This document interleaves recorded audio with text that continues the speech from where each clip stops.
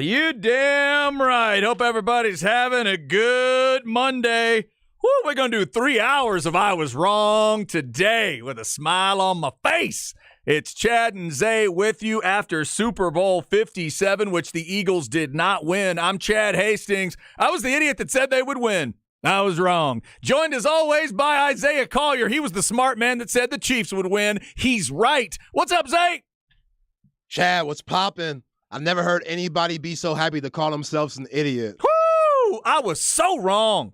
So wrong. I said the Eagles were going to score 37 points. I was close on that. They actually did score 35, but it was not enough because the Chiefs internalized all of that positivity for the Eagles. They internalized everybody like me that picked the Eagles, and they stuck it back in their face, and the Eagles did not win. That temperature you feel today is the Eagles not winning the Super Bowl. It is just a little bit above Eagles not winning the Super Bowl degrees outside. The Eagles are 1-3 in the Super Bowl. I haven't thanked the Raiders lately for that. Thank you, Jim Plunkett and the Raiders, for that first loss in Super Bowl 15 for the Eagles. Second loss for the Eagles. That's the Patriots and Tom Brady. Appreciate you, Tom. Well done. And last night, Patrick Mahomes and the Chiefs made sure that the Philadelphia Eagles only have the one lone Super Bowl victory. Kansas City wins it. We'll talk about it all throughout the day. Also, we've got basketball to get into. The Right Call segment comes up at 12:30. Mercy, if you're a Longhorn basketball fan, that had to be fun on Saturday. We'll get to that. Lots of this is one of those big unload kind of days when it's, even though it's just one game, the Super Bowl is such a big deal. Obviously, let us know what you thought of the game. Do you have any comments on halftime, commercials, national anthem, anything to do with the game itself? Let us know. Specs text line is 337-3776. Zay, I'll let you start. You were correct. You predicted it. The victory for Patrick Mahomes and the Chiefs. What did you think of Super Bowl 57? It was incredible. You know, I had no dog in the fight, so all I wanted was a good game, and I got all of that and then some. I know a lot of people, especially Eagles fans, will remember James Bradberry's hold on Juju Smith-Schuster in the fourth quarter, but it was a hold. It is what it is, and shout out to James Bradberry for being a man about the situation and owning up and saying, I did hold. I was just hoping that the refs didn't call it. So he didn't go back and say it was a BS call, this and that. He owned up to it, even though it was in such a big game. We were just talking about Joseph Osai and that late hit that he had on Patrick Mahomes 2 weeks ago, and now all Cincinnati Bengals fans will remember that. Well, if I'm Joseph Osai, I'm feeling pretty damn good right now. You know what I'm saying? But incredible game. Patrick Mahomes, I mean, that's why I chose the Chiefs. He's just special. We've never seen anything like it. And the only thing that sucks about him is that he's a Red Raider. Other than that, I love that he's a Texan. I love how he carries himself. Say what you want about his ignorant-ass daddy who acts like T. Moran. Say what you want about his brother who be dancing on TikToks and stuff and just be thriving in his Patrick Mahomes fame, or his nuts-ass wife who be screaming at the camera the whole time. He's able to block all that out and be one of the best quarterbacks that we've ever seen. And whatever you're thinking like Trent Dilfer, or you're a realist like myself and understand that playing quarterback is the hardest position in all of sports, like he does it, and he makes it look as easy as we've ever seen. And that second half last night was just ridiculous. I mean, down by 10, 24-14, you know that they weren't going to be faced. You know that they weren't going to be faced. And the worst thing that the Eagles could have happened to him, with Patrick Mahomes getting hobbled a little bit and toward the end of that second quarter, was that long-ass Super Bowl halftime where he could get that treatment, get whatever injection he needs. You know what I'm saying? It's the Super Bowl. It don't matter. Get whatever you need to be right. Mm-hmm. I'm not trying to see my old boy who just retired, the backup. I ain't trying to see any Chad Henne. No Chad Henne. I ain't trying to see Chad in the game. Yeah. I just ain't. So Patrick Mahomes, the fact that he came back in the game down by 10, Juju Smith-Schuster was terrific. Kadarius Toney, what about that in-season trade? What a steal. What a steal. Oh, God. Like, the Giants right now, they couldn't find anything for him. They were basically saying he was a toxic to the team because, you know, he's a little out there. Like, he looks kind of like Lil Wayne. a little bit. Like, he has a ton of He kind of does. right? He just has that Yeah. like, that face. He has the grill and stuff. Like, he's out there, and he came in from Florida. They're like, oh, he raps. He might be a distraction. And I mean, you got Daniel Jones out there. We know what their coaching staff was in the Giants. So it's not Kadarius Toney's fault. It's about putting them in the right situation. Andy Reid says, come on in, young man. And he had that nasty touchdown on that motion rip pass, and then he had one of the best punt returns in Super Bowl history to put them in field position so they could score and take the lead. So, yeah, just big-time plays being made in that game, and Jalen Hurts, that fumble, that really cost him.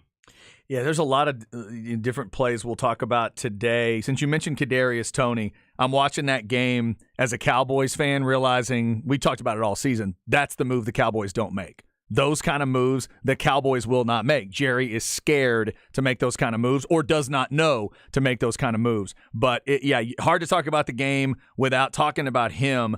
And let's go to that. The punt return was awesome, but let's go to that route because they ran it a couple different times. I was trying to think of how many times I've ever seen. Like, I think we all have a concept of what a double move is on a route, but normally that's after the snap. This is something where, and I don't know if Andy Reid gets credit for inventing this. I've heard people say that, and I heard Aaron this morning saying Sark did it a little bit when he was at Bama. So do you remember Xavier Worthy's touchdown against Iowa State to win the game this past year? Xavier Worthy. Quinn Ewers, perfect pass on the money to put them up 21. It was that type of route. I don't know if Xavier Worthy came in motion like those other two guys did, like Sky Moore and Kadarius Toney did, but it was very similar. Okay, because the Worthy play, that's a good one to bring up, because the Worthy play, to me, I heard that described as a whip route, where you start the route one way and then you come back, but that's after the snap. These last night there's a little before and a little after. The first part of the double move, if you will, is before the ball is snapped, and it's like I think you had a good label for it, but it was like that. The motion was so fast, but it's like 2 or 3 steps, and then the ball is snapped and you go the other way. It's just not a route I've seen very often. It's genius, because there was one point in the game where they put Kadarius Toney in motion, and then they had Juju on like a wheel route at the same time. And Kadarius Toney, Patrick Mahomes looked at Kadarius Toney kind of on a wheel route while he was going in motion just to look him off. And then that corner stepped up and he hit Juju on that little wheel wide open just to move the chains. Like Andy Reid and Eric Bieniemy, they were dealing last night in that second half. Yeah. Dealing. One incompletion for Patrick the whole second half. Amazing.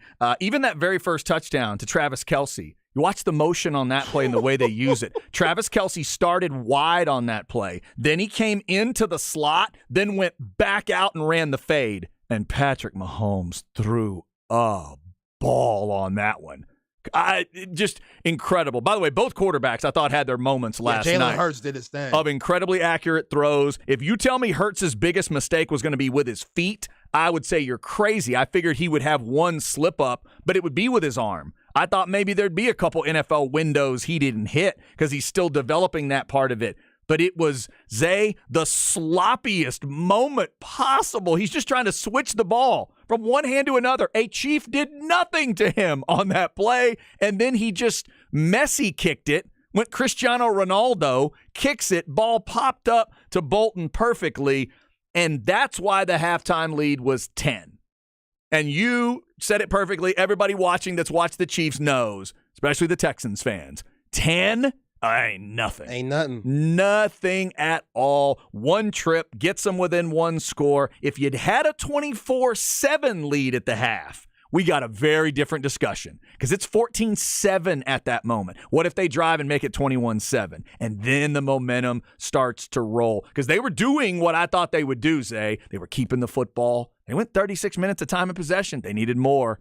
They were keeping the ball. They were running the ball. But they didn't end up running it enough, and we'll get into some of that later as well. But that was a critical moment, huge defensive play for the Chiefs, and then Mahomes ends up with the last play because of the penalty you talked about. They get to run the clock all the way down, and then Butker hits the kick, and they're gone. Just little mistakes. I mean, obviously the Jalen Hurts one was huge, but right before that, You got a 3rd and 1. Yep. This is the best offensive line in the league. False start. Yeah, what are we jumping for? What are we jumping for? It's 3rd and a yard. We know what we're going to do. We're going to do that quarterback sneak that, like, we're 98% on getting this year. Dude, they get like 8 guys across the line.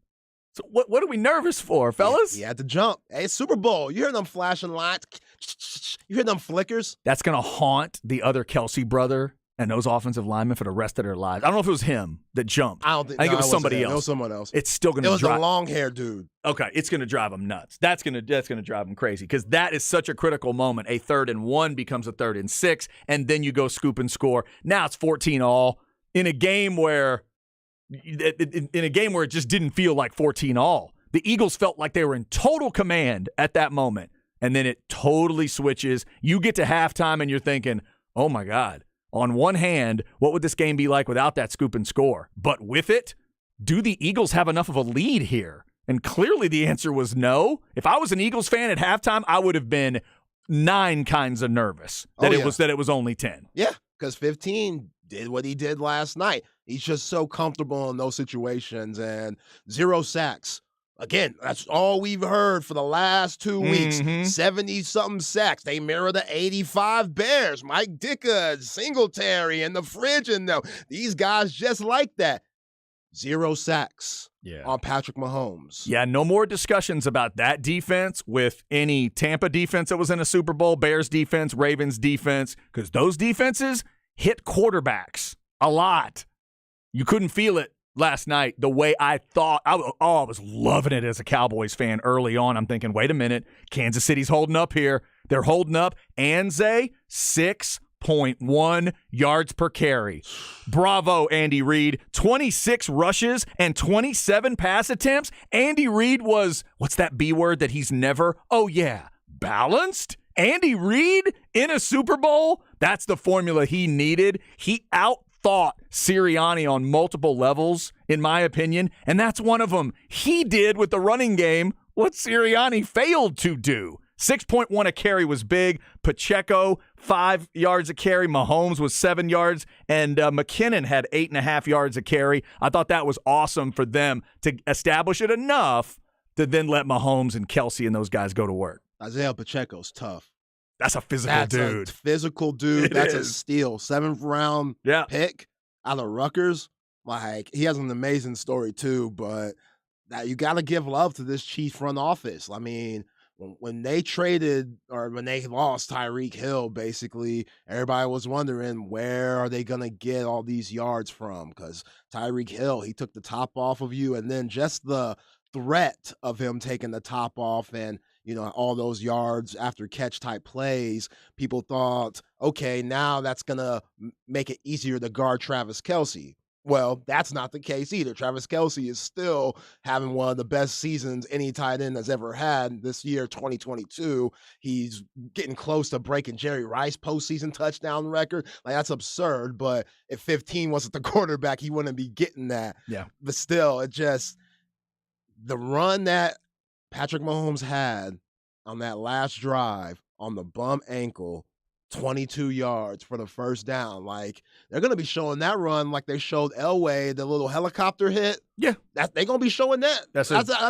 what I thought of when he ran. That's a good comp. I thought, man, that just reminds me of that legendary moment because we know he had the bum ankle. We know he was grimacing right before halftime, and he was kind of slamming the helmet on the floor. That was a crazy moment. Yeah. That was a crazy moment, and that's when I wasn't happy as a Cowboys fan because I thought, this may really. This is it. I thought it might be done at that point. Yeah, I thought this was it, and just some of the throws that guy made in the second half. I saw this stat on NFL Network. Shout out to NFL Network for this.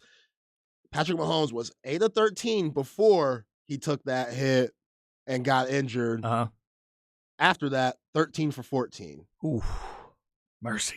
Yeah. No, it just the toughness there to grit through everything. That was big. We're getting texts in already on the Specs text line 337-3776. This says the Philly field goal they settled for after the half was a killer. Got all the way down to the KC 20, ran 3 trash plays, and had to kick. That was big. When it was 24-21, Yeah. And they couldn't get it back to a 10-point lead. That was massive. Because that's deflating. Like, that's the longest drive in Super Bowl history, and it comes up with 3 points. Yeah. 17 plays, 60 yards, 7 minutes and 45 seconds, and you only get 3 points. That's bad. Yep, that's bad. You end up with a player that had 3 rushing touchdowns in the game. Ties the Super Bowl record. Terrell Davis of the Broncos was the other one. Right. Terrell won the game and the MVP, by the way. Jalen Hurts didn't. He didn't win the game or the MVP, but he had 3 rushing touchdowns. So some of that element of it felt like it was there. I just didn't feel like they established their other running backs near enough. One other play to mention in this first segment, Zay, since we're giving Mahomes and Kelsey their love, I think it's on the drive that made it 24-21.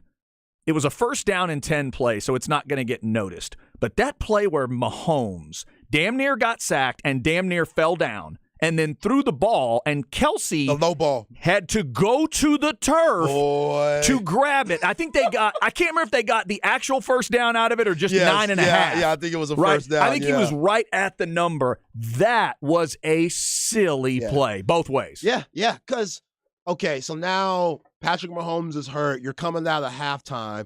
Andy Reid got Patrick Mahomes under center more. So now those play action shots, like they were doing some stuff like old school type of stuff where two backs in the backfield, I forgot the formation, but 2 backs in the backfield where they pitch it to Pacheco and he had that long run and stuff. Like Andy Reid kind of went against the grain and showed the Eagles some things that we probably haven't seen in a while that they definitely didn't see on tape leading up to that point. Yeah. And it allowed to really get those guys going. But that was the same drive that Patrick Mahomes made that play you were referring to. Travis Kelce, hell of a catch, man. That low-ass pass. And then he hit Watson on another first down going across the middle. Patrick Mahomes was on the move. Just immaculate play. And, yeah, he should be talked about with the greats. 2 MVPs, 2 Super Bowl champs. And, we talked about it last week. The last MVP to win the Super Bowl was Kurt Warner. It's been a minute. There have been a lot of quarterbacks that have been MVP in the Super Bowl since then. It's been a minute. Yeah, I didn't realize that it had been, is it 9 in a row it lost the game? 9? Something like that. That sounds right. Yeah, 9 MVPs in a row that had gone to the game, then lose the game. Brady, Peyton. Oh, huge names. Yeah, exactly. That was incredible. And then he breaks that string. Somebody else mentions Dallas Goedert was making some crazy catches. We mentioned him on Friday. I thought he was going to steal my soul last night as a Cowboys fan. I'm like, dadgummit, 88, stop it. He was making catch after catch. I still think there were a couple really close ones last night I'm trying to think. He got credit for that catch where they gave him like the half a left toe, and I'm not sure if he was really down. That was weird. It took a minute. That one, I don't know if it was a catch. And then the one down the sideline, too. Was that Devontae Smith down the sideline? Yes. That one was so close. I could have lived with that one going either way. I guess the movement was enough that he didn't catch it. I thought that was a damn good effort, though. I would have been okay if they called that a catch. Yeah. It was a hell of a in 2 play. games, Devontae Smith got the ball. Hell of a play, man. Those guys were making plays all over the field. It was a hell of a Super Bowl. Certainly one of the better ones that we've probably seen in a while now. When we get one of these good, close Super Bowls, a lot of people like to flip out immediately. It's the greatest. Calm down. Just breathe. It was a good one, though. To keep it that close, the fact that the game had a good back and forth, both quarterbacks play well, 103.4 on the rating for Hurts, and he loses the game, but just little mistakes. The fumble was a massive mistake, but then twice as many penalties, 6-3, and in big spots for the Eagles. I thought that was huge too. And we've had people texting in. It's all about those moments of not getting touchdowns. When you settle for field goals against the Chiefs, you're asking for it. We mentioned the one in the second half. Somebody else is bringing up, what about right before the half? A.J. Brown makes that great play for the Eagles, but they end up settling for a field goal. That's right. If you score there, it's a different world, too. You could have counteracted the defensive play in a way by going back up 28-14, but they couldn't do that. So a lot of big plays in this game, and we'll continue to talk about it throughout the show. Yo, Chad, before we go, one of the biggest plays of the game was the no holding call or pass interference call in the early, when was it? Was it the second quarter or was it the first quarter? Second quarter, around 13-31. where James Bradbury held Juju Smith-Schuster on like a slant up the middle. It was on the 3rd down play. No call. Oh. No call. Juju Smith-Schuster, he threw kind of a fit there. Like Oh, he and you're thinking he yeah, might have gotten the call yeah, later? he like jumped up and down like Evander Holyfield did when he got bit by Mike Tyson. Yeah. He did like kind of one of those, Okay. and the refs were like, we'll get you back. Oh boy, did they ever. Okay. It was kind of one of those, we will not make that mistake again, Juju. So you're telling me on the actual play in question, when Juju was pointing out to that official to say, am I lined up right? He was also pointing to say, good looking out. You see who's on me? Yeah. You see who's on me? Yeah, good looking out. So Bradbury, he got away with one there, but when it cost him at the end, got your ass. Yeah, we'll talk about that play as we roll on through. If you did think it was a hold, let us know. If you thought they shouldn't call it there because it's such a big moment, that's a discussion that comes up in those situations. We'll talk about it as we roll through. Joe Cook of Inside Texas coming on as usual at 105 to talk some Longhorn stuff, but we'll get his thoughts on the Super Bowl up next. Speaking of the Longhorns, they got a big win, a blowout win over West Virginia over the weekend, and they go to Lubbock tonight where you know it will be saucy even without Coach Beard involved. Zay's got the right call segment for you. Longhorns got win number 20. They're going for win 21 tonight. We'll break it down for you next on The Horn.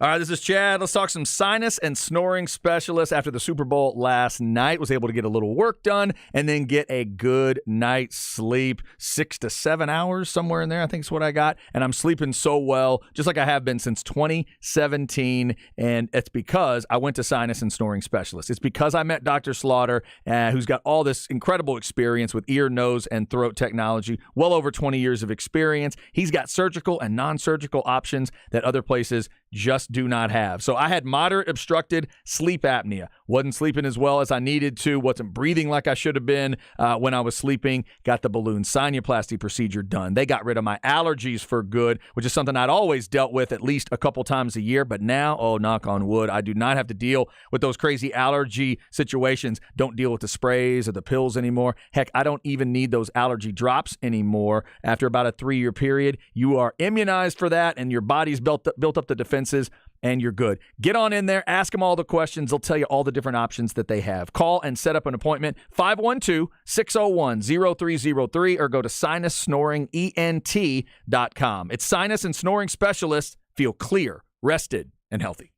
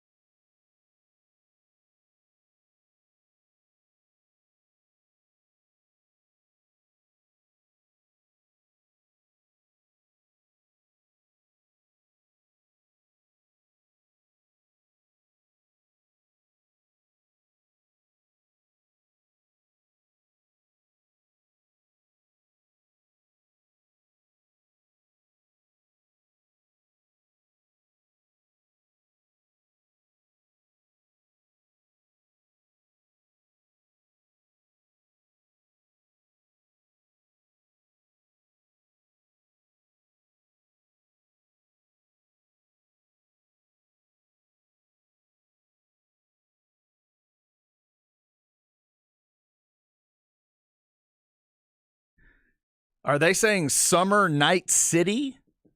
Yeah. Summer Night City.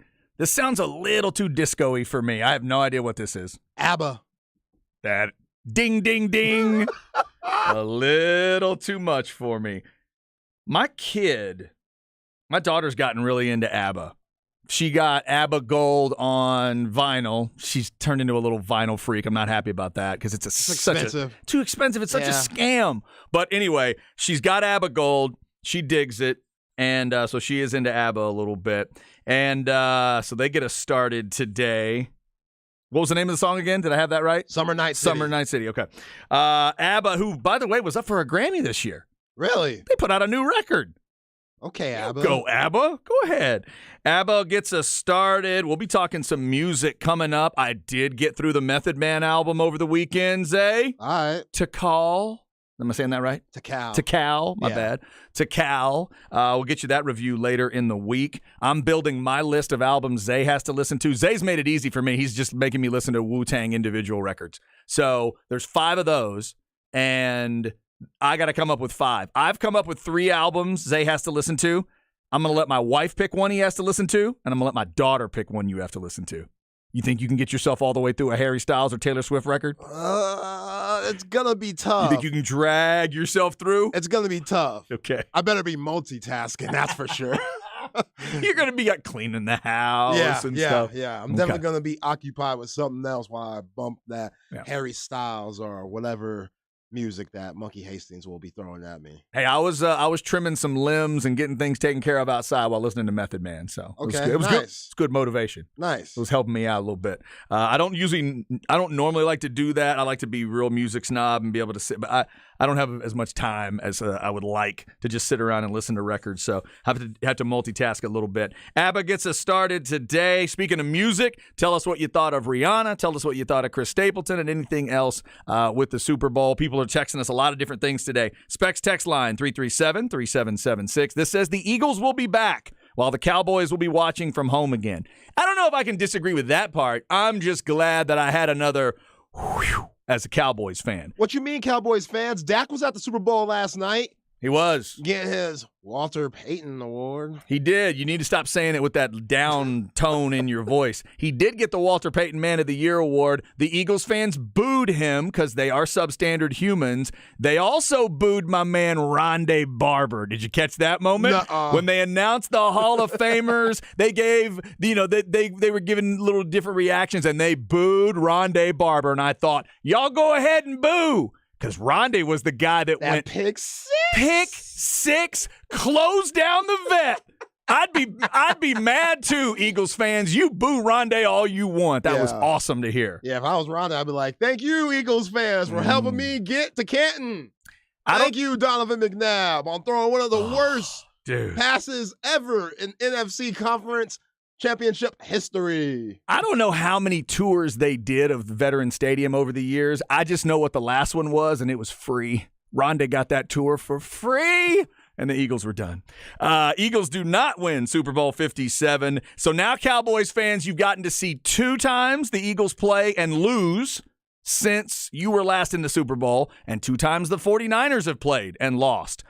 So that's just a couple of 4 close calls in a way where you could have a division rival with 3 Super Bowls right now, or you could have the Niners with more than 5, but you don't, and you're stuck where you are stuck right now. But the Eagles didn't get it done. The Chiefs did. We'll continue to talk about that. Coming up in the crap bag, I'll get you the updated numbers on Mahomes, Andy Reid. Plus, I looked up a stat about the Super Bowl I'd never thought to look up before. I'll give you those results. What does it mean when you get a defensive touchdown in a Super Bowl in terms of translating to a win? I'll give you all those numbers coming up. Right now, though, let's get into some Texas basketball. Texas was looking for win number 20 on Saturday morning, and boy, did they get it. And boy, were they awake for an 11 a.m. tip. They beat West Virginia like they stole something, and they've got another quick turnaround with a Monday game tonight. Zay, let's get into the right call segment. Texas coming off that win,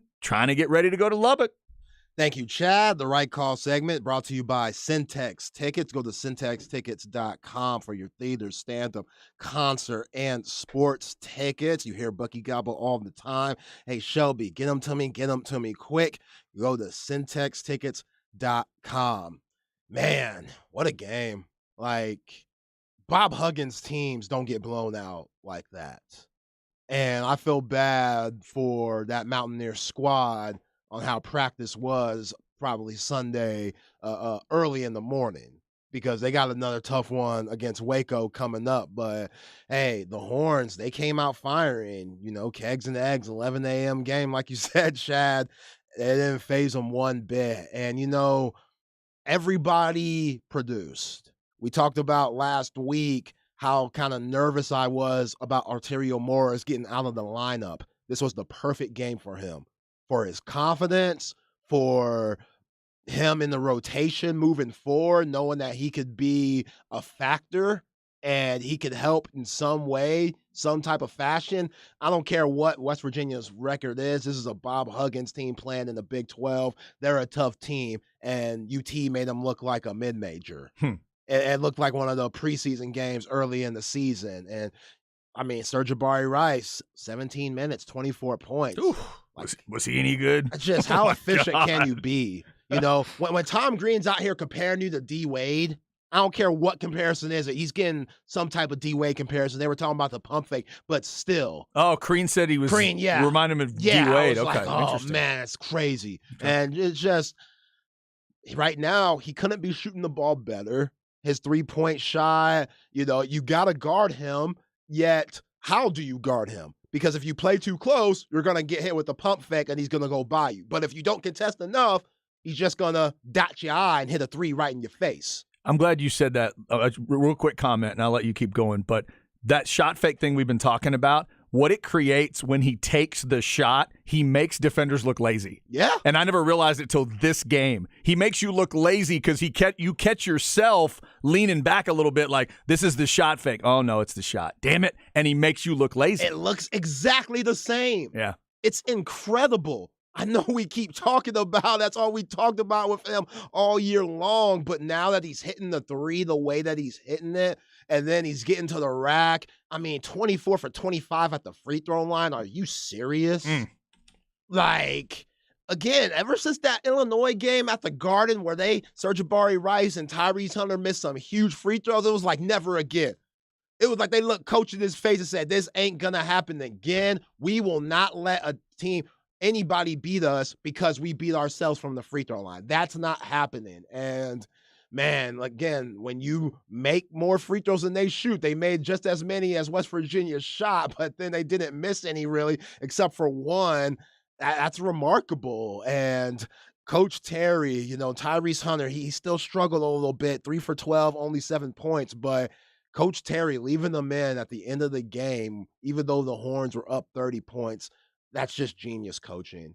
Because Tyrese Hunter, he hit a three with about 2 minutes, 30 seconds to go. Game was over, but he hit a three. That's big for his confidence. He had a couple of breakaway layups. That's big too. Just when you see everybody eating on the team and you're struggling, that could hurt your pride a little bit. So it was nice to see Tyrese Hunter get some buckets, toward the end of the game. But man, with the way Marcus Carr's shooting it, just his pull-up jumper, his shots don't even hit rim. Right. It's just all bottom, all cotton. And, Timmy Allen is playing with a certain aggression, a certain confidence, just taking the ball up the court off the rebound and getting to his spots, off little crossovers, shooting that pull-up three. Dylan DeSue had a nice little pump fake, dribble dunk off one dribble. That was nice at the beginning of the game. So, we know what Brock Cunningham's going to give you. And then just Arterio Morris, the 2 threes that he hit. He had a nice little dribble drive, 2 of them in the second half. That's huge for his freshman confidence and keeping this 9-man rotation whole. 8-man rotation, that's cool and all, but that could tire your team out, especially in the Big 12. 9-man rotation, perfect.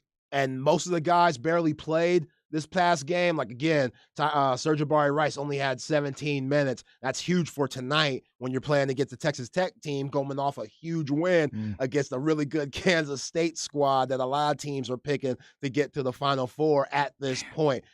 Mark Crazy Adams, ass conference, man. Mark Adams made those boys look suspect Saturday. That's they had crazy. 23 turnovers, Kansas State did. Jalen Tyson played well, and they don't have Pop Isaacs.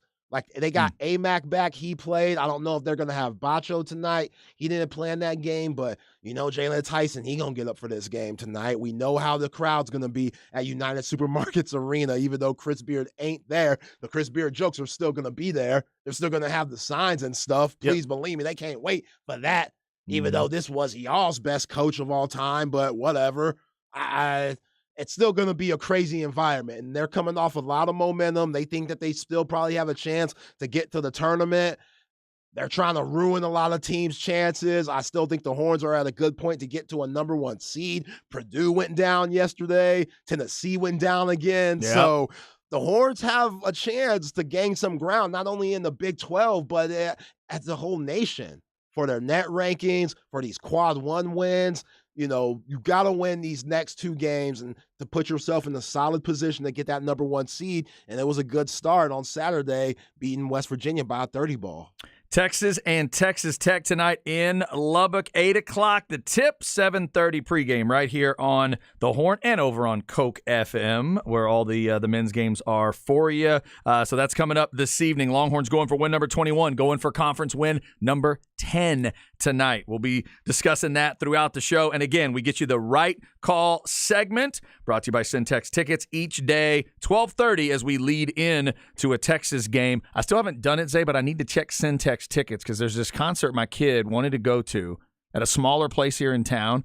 It sold out so quick. I went in for this advanced tickets and then they weren't there. So I need to check Syntex Tickets and see if Check it out. See if maybe they have a couple tickets left for that one. All right, so we do that at 12:30 leading into Longhorn games. We'll talk more about that basketball team and some other Longhorn stuff at 105 with Joe Cook of Inside Texas and On3.com. Up next, though, in the crap bag, let's go over the numbers. Just what did Mahomes do for himself historically with that win at only 27 years old? Andy Reid hit a list that he wasn't on. Plus, I looked up a Super Bowl stat that I'd never thought to look up. When you have a defensive touchdown in a game like the Chiefs did, what does that mean for winning the game? I'll give you the full history of that, including a couple plays that you will definitely remember. That's next on the Horn.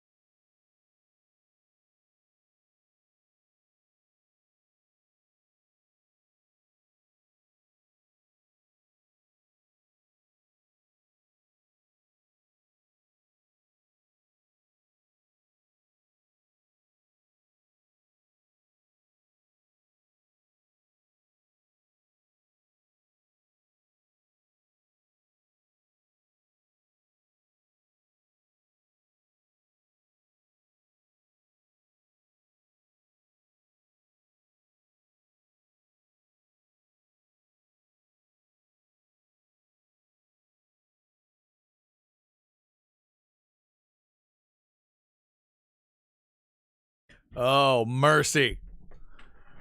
Oh, we're going way back on this one. It's got a good, tough sound to it, but I believe that's the voice of the great Paul Stanley. What's this song called? The Oath. The O? Oath. The Oath. Yeah. Man, I think you just went. Did you just go to music from The Elder? This is Kiss. That's right. And The Oath. I think that may be off of music from The Elder. That is so great. Oh, my God. Not the greatest Kiss music that was ever put out. Kiss and ABBA have gotten us started today. I don't think those two have ever been on tour together, but I would love to hear the conversations at the concession line. Chad and Zay with you on a Monday. The Chiefs have won their third Super Bowl. We'll get into some of those numbers here in a second for the history that they made. Also some other numbers that I looked up. Joe Cook of Inside Texas is coming up at 1:05. We'll get his thoughts on the Super Bowl. His thoughts on some Longhorn stuff. Also, his Houston Texans trying to fill out the coaching staff under DeMeco Ryans. All that coming up. Right now, let's get into the crap bag, and I will tell you about the group that Patrick Mahomes is now a part of. Chad's crap bag. Crap bag. If you need an easy way to remember it, just think of a bag of crap. Brought to you by AV Consultations. 255-8678 or go to avconsultations.com. We talked about this as a possibility. Now that the Chiefs have won it, it has happened. So here's where Patrick Mahomes now gets to walk in. He is the 13th quarterback to win multiple Super Bowls as a starter. That list is now Starr Staubach, Greasy Bradshaw, Montana Plunkett, Aikman Elway, Brady, Big Ben, Eli, Peyton, and now Patrick Mahomes. But even more elite, he is now only the 6th quarterback to win multiple Super Bowl MVPs ever. That list is now Starr, Bradshaw, Montana, Brady, Eli, and Mahomes. Yes, Peyton didn't do it, but Eli did. You can start your conversations on that. All-time, Brady has 5 MVPs, and Montana has 3. So that means if Mahomes were to get another Super Bowl and get the MVP, he would tie Joe Montana. I never thought that I would maybe live to see another guy that could get to Montana and maybe pass him, and who knows about getting towards Brady. We talked about the Chiefs. They are now the 10th franchise to get 3 Super Bowls or more. Of course, you got the Steelers and Patriots up top with 6. Cowboys and Niners have 5. Green Bay and New York, the Giants, have 4. And now it's Raiders, Washington, Denver, and Kansas City all have 3 Super Bowl wins. So a little bit of a different grouping there for it in terms of teams. Now let's go to the coach, because I told you it was the 13th quarterback to go multiple Super Bowls. This is also the 13th head coach to get multiple Super Bowl wins. That list is now Lombardi, Shula, Noel, who obviously has 4, Landry Flores Gibbs, who's got 3, Walsh has 3, Jimmy Johnson, Seifert, Shanahan, Tom Coughlin, Belichick, of course, who is the all-time leader at 6, and now Andy Reid. So Reid joins that list, 13th coach to end up there. The other thing I did, Zay, was I looked up, because it hit me, maybe the biggest moment in this game excuse me, for the Chiefs was getting the scoop and score. And I thought, well, has anybody ever gotten a defensive touchdown and lost the Super Bowl? So I looked it up, and there are, in fact, 2 teams that have done that. So let's stop and think on this. First off, there's never been a Super Bowl where both teams had a defensive touchdown, so you can set that one aside. But only twice in the Super Bowl has someone had a defensive touchdown and lost. It happened in Super Bowl 51 when the Falcons lost to the Patriots. Joe Cook was there from Inside Texas, if I'm not mistaken. We talked about that. The Falcons actually had a pick 6 to make it 21-0, still lost the game. And the Cowboys did it in Super Bowl 13. The Cowboys had a defensive touchdown, yet Bradshaw and the Steelers were able to overcome it. But all times, when you get a defensive touchdown, those teams are 16-2 in the Super Bowl in terms of winning the game. Also, just as a goofy side note for me, the only 2 teams that have ever had multiple defensive touchdowns in a Super Bowl are my two teams, the Bucs in Super Bowl 37 and the Cowboys in Super Bowl 27. How about that? The Cowboys had the Bucs had 3 of them in Super Bowl 37. Brooks had the pick 6, and Dwight Smith had 2 of them, and still didn't win the MVP. That's how badass that defense was that night. Who won MVP that year? Dexter Jackson, Jeez. who I think had 39 tackles. It wasn't that many, but he was all over the field, incredible stuff. I think he might have had, if I go back and look, he might have had a pick or 2, but he just didn't return them for touchdowns. The other weird thing that I saw, just to throw out for Cowboys fans, I'm just in a happy mood today because the Eagles didn't win it. So let's go back to another good memory for us at the Super Bowl, beating the Steelers in Super Bowl 30. Am I the only Cowboy fan that thought that Larry Brown got to the end zone on those picks? Am I alone in that? Because I was looking this up thinking, Super Bowl 30, here comes some defensive touchdowns. He didn't score. Was I partying so hard that night in 96 that I didn't notice that he didn't take them to the house? Neither one of them. I didn't know that, Zay. I knew they won the game. Right. And I knew Larry Brown was the MVP. But I always thought that he went pick 6 on both, not just one. I thought both of them went to the house. And I'm looking it up today, double-checking numbers. Larry Brown, 2 interceptions, no touchdowns. I'm like, wait, huh? Yeah, how drunk were you? I must have been. That was the night that my buddy was cheap, and we went with the Beast, Milwaukee's best in a keg. That's a rough choice. And he's so cheap, he left it in the bathtub for the next week till he finished it. It was nasty. It was nasty is what it was. Where people bathed? Yeah. Oh, wow. Yeah, where people took showers and stuff, put it in the bathtub. They weren't taking many baths back then. I know you country, but wow. Dude, that's wrong. Yeah, it was so wrong. So there you go. Some numbers for you in the Super Bowl. Congrats to Patrick Mahomes. Zay, he's 27 years old. The other thing with him is, I believe I have this stat right, to get 2 Super Bowls and 2 Super Bowl MVPs. The only guys to do that are him. I think it's him, Montana, Brady, and Eli. I think those are the 4 guys now. And the others took way longer. Like Brady took 11 years, not say way longer, but 11 years to get there. And it was 18 years for Montana. Wasn't that long. Montana's was right around that time. And then it was 18 for Eli, something like that, in terms of how many years in did you get that second. He's got 2 Super Bowl MVPs. This is year 6 for him. 27 years old. What is yet to come for Patrick Mahomes? This now gets him in that discussion where we can start talking about, hey man, you win another Super Bowl, then again, there's a whole nother loft up there where, Aikman lives, Montana lives, Brady lives. And of course, Bradshaw. We might be talking 3 if Andy Reid's son wasn't so damn reckless. Yeah. Maybe. I know that Bucs team, yeah. That Bucs defense was still damn good. Yeah, but it's hard to focus on offense when I'm worried about my son getting locked up for life. Yeah, you're right. There was a little bit of the world got caught in that game a little bit. But so Reid and Mahomes taking that step. People are texting us today about how Reid outcoached Sirianni. I do think it's true. There were a lot. Him and Eric Bieniemy. Let's give Eric some credit. Yeah, Eric Bieniemy needs some credit, but I continue to agree with Rod Babers and others who have said Eric Bieniemy needs to get away from Andy Reid immediately if he wants to be a head coach. Now, if he's told him you're the coach in waiting, that's different. In that case, stop taking interviews. But Eric Bieniemy cannot get any credit. Listen to the lead up to this game. Travis Kelce, why are you always so open? Andy Reid, man. Last night when Tony's on the field interviewing with ESPN and others, man, that was a crazy play, that little route. How did you guys design? Oh, man, with Andy Reid, all those plays are going to look the same, but they're going to be a little different. Even the players aren't giving Bieniemy the credit. Even the players aren't. So if he really wants to get out of that shadow, and I don't mean shadow like our man Brandon Lang would mean shadow because he likes to fat joke on Andy Reid. I just mean a football shadow because Andy's a genius with what he's doing. Bieniemy's not getting credit for any of this.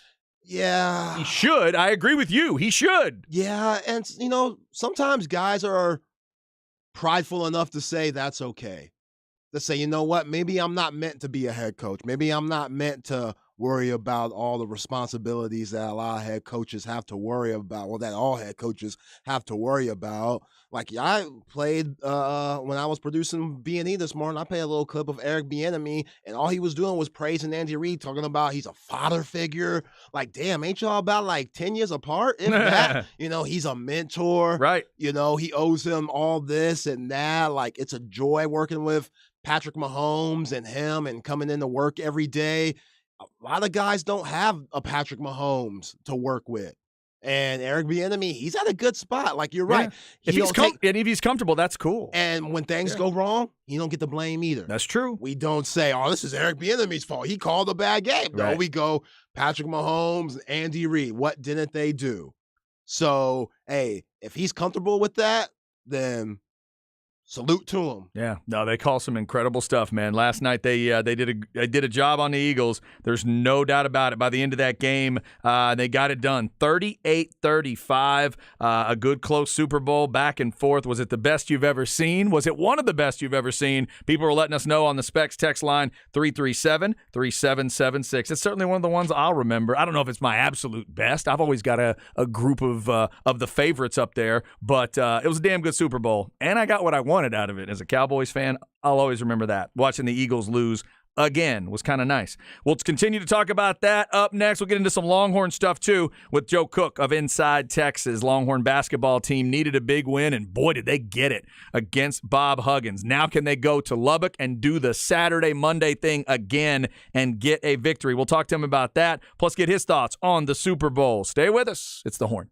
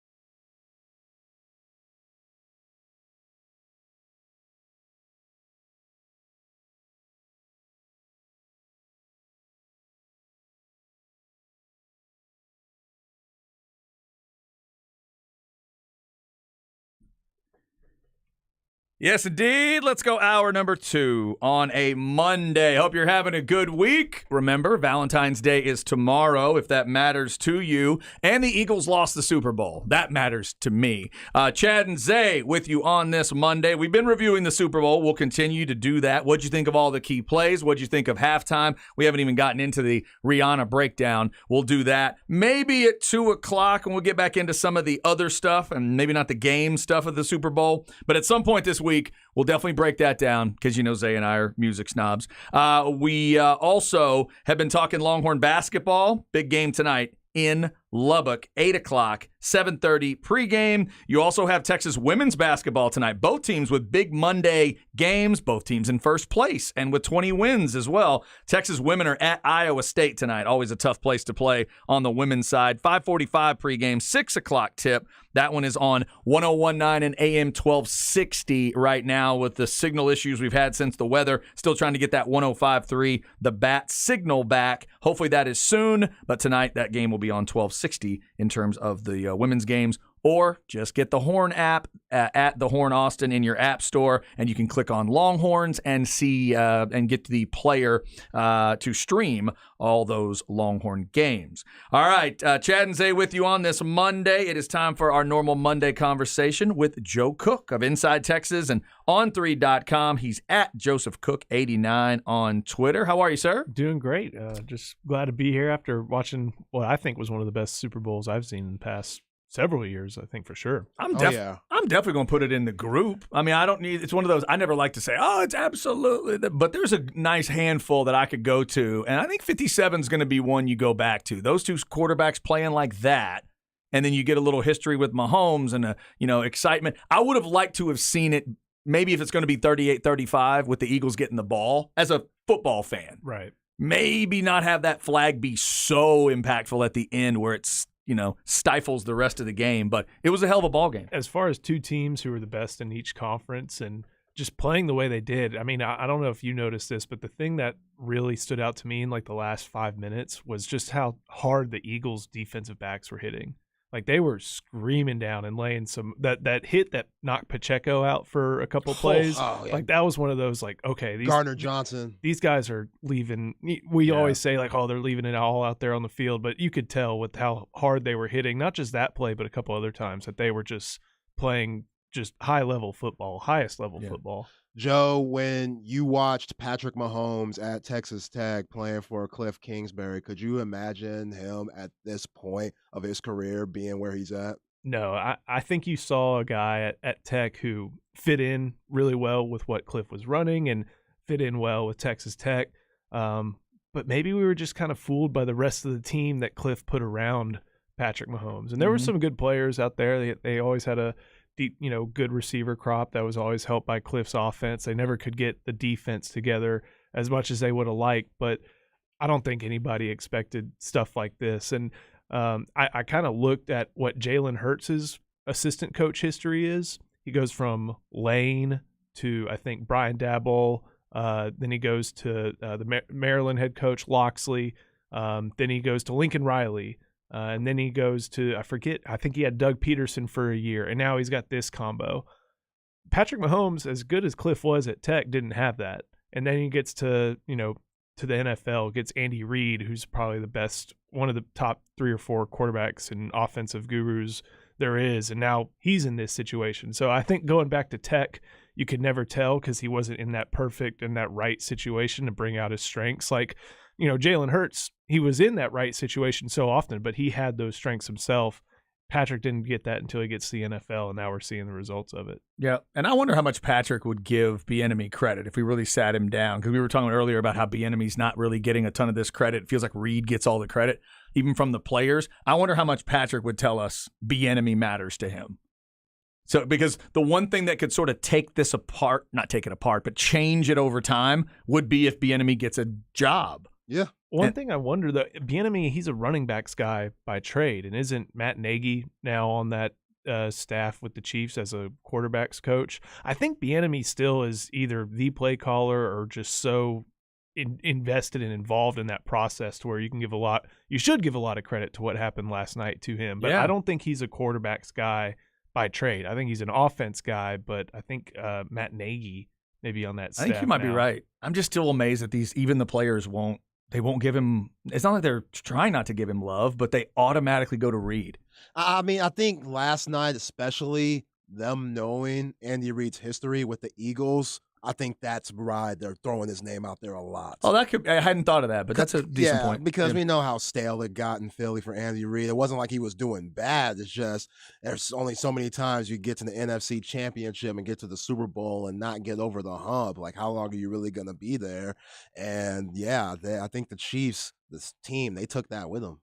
Joe, before we get to Longhorn stuff, I'm going to ask you as a Texans fan, DeMeco Ryans trying to put some things together in Houston. What do you think of them going twice to the Niners? Well, the report is they're going to get the passing game coordinator to be the OC, correct, in Houston? I'm fine with that. Take somebody off the Shanahan tree, at least to some extent. He worked under Shanahan, and I think whatever you want to say about the 49ers passing offense, it's, part of it has to do with the quarterback situation that they had to go through these past 2 years. So I like getting a guy from the Shanahan tree. I'm okay with a familiar hire. I think it'll work out all right. The defensive hires are going to be interesting because if you're DeMeco Ryans, you want to prove like I don't need to be calling plays and I'm going to be overseeing this program and this franchise, and that's a big challenge for a lot of different head coaches who are especially first-time head coaches. But it sounds like these defensive coordinator hire could be who is the Cardinals defensive line coach and a guy who is off the Adam Gase tree, which I'm not sure you really want to be going to that well very often. Yeah, that's Burke, right? Right. Yeah. So I don't know about that.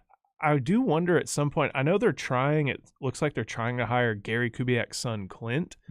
Part of me wonders if Gary will, for the Texans no less, maybe accept some sort of helpful role. I mean, Frank Reich's back in he's back in Carolina, and they got Dom Capers, who was the first head coach for both the Texans and the Panthers. Dom Capers is helping out Frank Reich now. So maybe they can get I feel like there's some sort of head coach figure that they should see if will come out and help DeMeco out. I'm all for the DeMeco hire. I think it's a great one. I think you're going to get a guy who runs really solid defenses and knows how to win at a high level. I think he understands what they need to get from offense, and that's why he's going the Shanahan tree. But, with a guy who's first-time head coach, I would like to see someone who's like, okay, hey, maybe you're in this situation. You're in this situation. You haven't had to manage the timeouts like this before. You haven't had to do the clock situation like that. And we saw Andy Reid, of all people, had one timeout left for it seems like the first time in his career.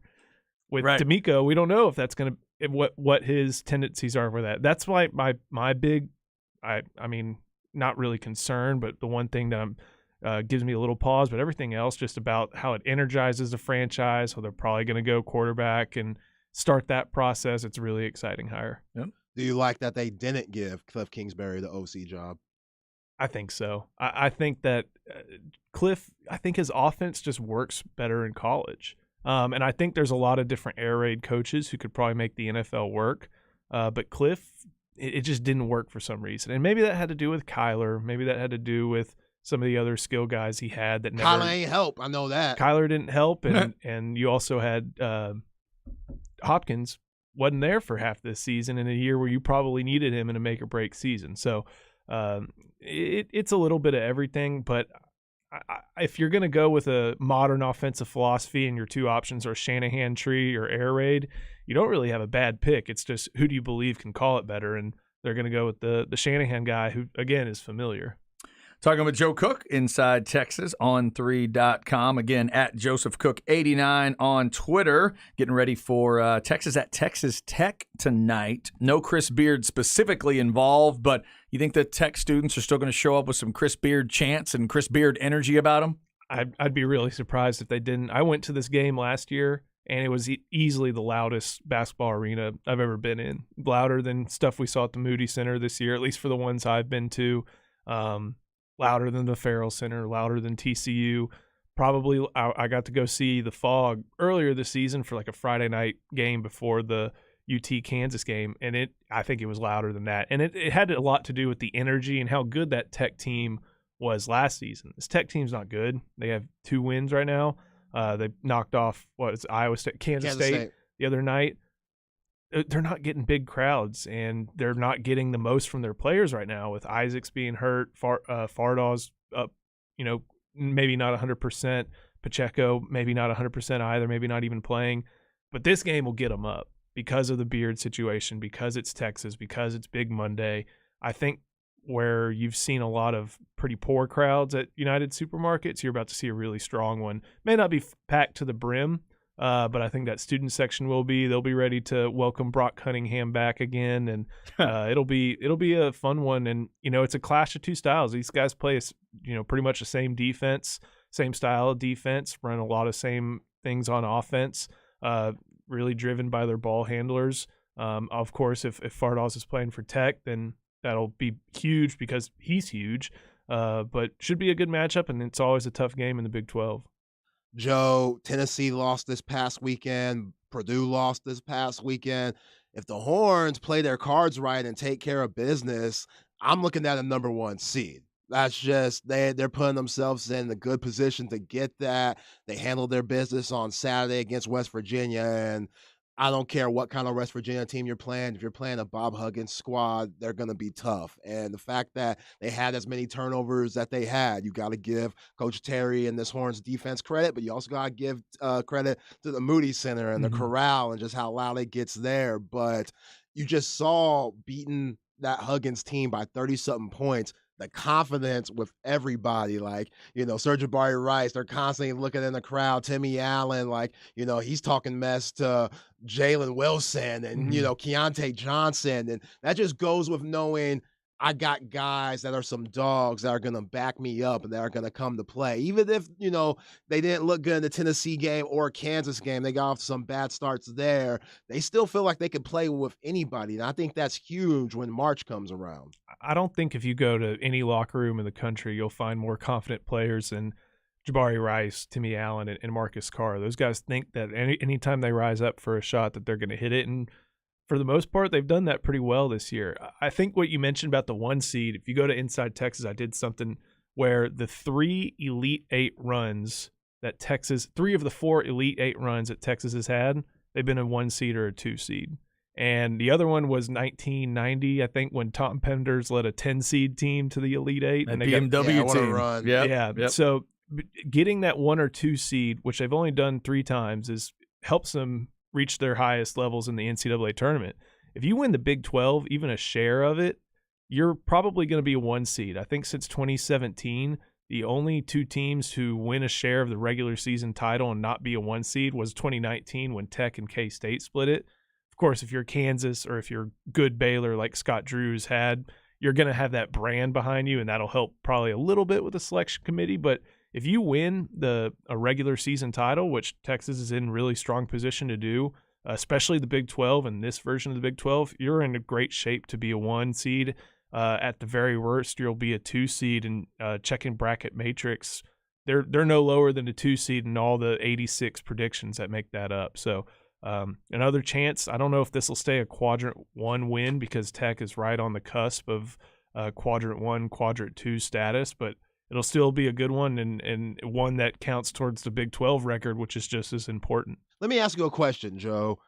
For the quad 1 wins, can that change or does it have to happen there? For example, as of now, Texas Tech might not be a quad 1 team, but if they were to win a few games later on, beat a couple of really good teams and win a couple of games in the Big 12 tournament, would that make it a quad 1 win down the line? Yeah, so the way it works is home games against teams in the top 30 of the NCAA evaluation tool. They call it NET. Home games against top 30 teams, neutral site games against top 50 teams, and road games against top 75 teams. Those are all quadrant 1 games. So if you're 81 one day, and let's say Texas beat an 81 team, well, on the road, that's a quadrant 2 win. But if they go on a little streak and get up to 65, then that becomes a quadrant 1 win. Okay. So, and Texas has 9 right now. I think that's second in the country, tied with Purdue and just behind Kansas. So they have a strong resume as it stands right now. A lot of that has to do with the non-conference schedule this year. There's a balance of quadrant 4, which is lower rung teams, kind of bottom 250 or 250 on. And then you got a great selection thanks to the Big 12 of Quadrant 1 games, and then Creighton, even Illinois, that game, and Gonzaga, of course. Those games are Quadrant 1 games. So not only did you take care of business against Quadrant 3 and Quadrant 4, avoided that loss to Rice, which would have been a little bit of a ding on the resume, but you're taking care of business and doing well in Quadrant 1, and all your losses right now are in those Quadrant 1. So really strong resume right now for Texas, and just trying to clinch that 1 seed and try to clinch the Big 12 title. There's a lot of ways you could go here, but I'll just set you up. What impressed you most about the win over West Virginia? Because they absolutely got after them, and it was never close. Shooting's really easy to identify. I mean, you go 10 for 17 from 3 and hit however many shots that you made. It's always going to be impressive because you haven't seen Texas really get that scorching hot from 3 that often. I was really impressed with all the live ball turnovers that Texas forced, because West Virginia, I think they had more turnovers than made field goals, which normally Bob Huggins does that to other people. And Bob Huggins was complaining after the game. It was a complaint, but I think he was a little bit of a compliment to Texas too. It's like they just were way more physical than we were. And that's not typical. Usually you got guys at West Virginia who are bringing the pain, and that it got turned around. Of course, free throw shooting, if you only miss one and you're hitting the line 25 times, that's going to help you. That's going to help you so often. Those 25 free throw attempts, that also speaks to the physicality. If you're driving, hitting the lane and going at defenders, they're either going to play defense or they're going to foul you. And Texas just forced the issue over and over and over again, made the most of their shots at the line, and just took it to a really well-coached team who should be a tournament team still at the end of the day. All right, Joe. Quinn Ewers, haircut, looking smooth, looking like a country-ass Zach Wilson. I called it last week. How you feeling about it? I like it. I mean, let's kind of think about who Quinn Ewers is. This is someone who I think ever since he was at Southlake, it's the mullet. And I haven't interacted with Quinn a whole lot outside of the media settings. I didn't really get to talk to him that much when he was at Southlake, but he's been the mullet to most of college football for so long. Of course, he's been a 5-star quarterback prospect, but he's a 5-star quarterback prospect with the mullet. Now he's, here right before his second season in Austin. Maybe he takes the time to grow it out again, give it another shot, but he let that go. And I think that kind of shows, at least from my perspective, like, hey, I'm not here to be the mullet. I'm here to be a good Texas quarterback. And that's what my goal is this spring. I've got Arch Manning here with me, who's, going to push me to my limits. I got Malik Murphy here, who's going to push me to my limits as well. I can't worry about being the mullet. I got to worry about being a really good Texas quarterback. And I think that's what that entails. Probably looks a little bit better too. Yeah, I completely agree. It tells me I'm for real. This year's gonna be serious. We about to go to the SEC. I ain't playing no more games. This is like a step to being a leader that he should be. Mm-hmm. With Roschon Johnson and Bijan Robinson leaving this upcoming year, this kind of shows me, okay, he's taking the right steps of becoming the leader that we need him to be to win a Big 12 championship. And I'm messing with that. I dig it. That is Joe Cook, Inside Texas on 3.com. Next week, we'll get into some of that SEC stuff now that it is official, and look forward to Texas and Oklahoma getting there in 2024. Plus, real quick, give me a thought on baseball because they start this week, and I know you follow Longhorn baseball very carefully. What are you watching this weekend as they go into the tournament, little tournament situation, and get a look at a couple SEC teams? Saturday and Sunday. The pitching is going to be it's always a question every year for every college baseball team. I feel really confident what Lucas Gordon brings to the plate on Friday nights after seeing what he did last year. But Saturday and Sunday I don't know if it's going to be something that changes over these first few weeks of the year. Luckily for Texas, their non-conference schedule's a bit easier than in recent years, even though the number one team does come to town for a Tuesday game. But they're going to have some time to really figure out if the Saturday, Sunday guys that they start the year with are going to be able to handle that as the year goes on behind Lucas Gordon. There's a lot of questions, but I feel that's the big one. Of course, the bullpen, bringing on young pitchers to get ready for important innings as they start their careers at Texas, that's always going to be a big one as well. Arkansas, Missouri, and Vanderbilt. If that's on my football schedule, that doesn't seem like it's that crazy. What about baseball? What kind of a 3-game set is that? That's a tough one. Vanderbilt's always really talented. Probably one of they're able to pull SEC kids from all over that SEC footprint. Pitching is top notch there. Arkansas has been a really strong program under Dave Van Horn in recent years. Missouri, not a bad one, but I think, and definitely not one to overlook. But Texas is going to have their hands full with Arkansas and Vandy, and plus, since it's going to be at Globe Life, there's probably going to be a pretty good amount of Hog fans up there. Of course, good number of Texas fans, but I mean, remember last year they started the year in Houston.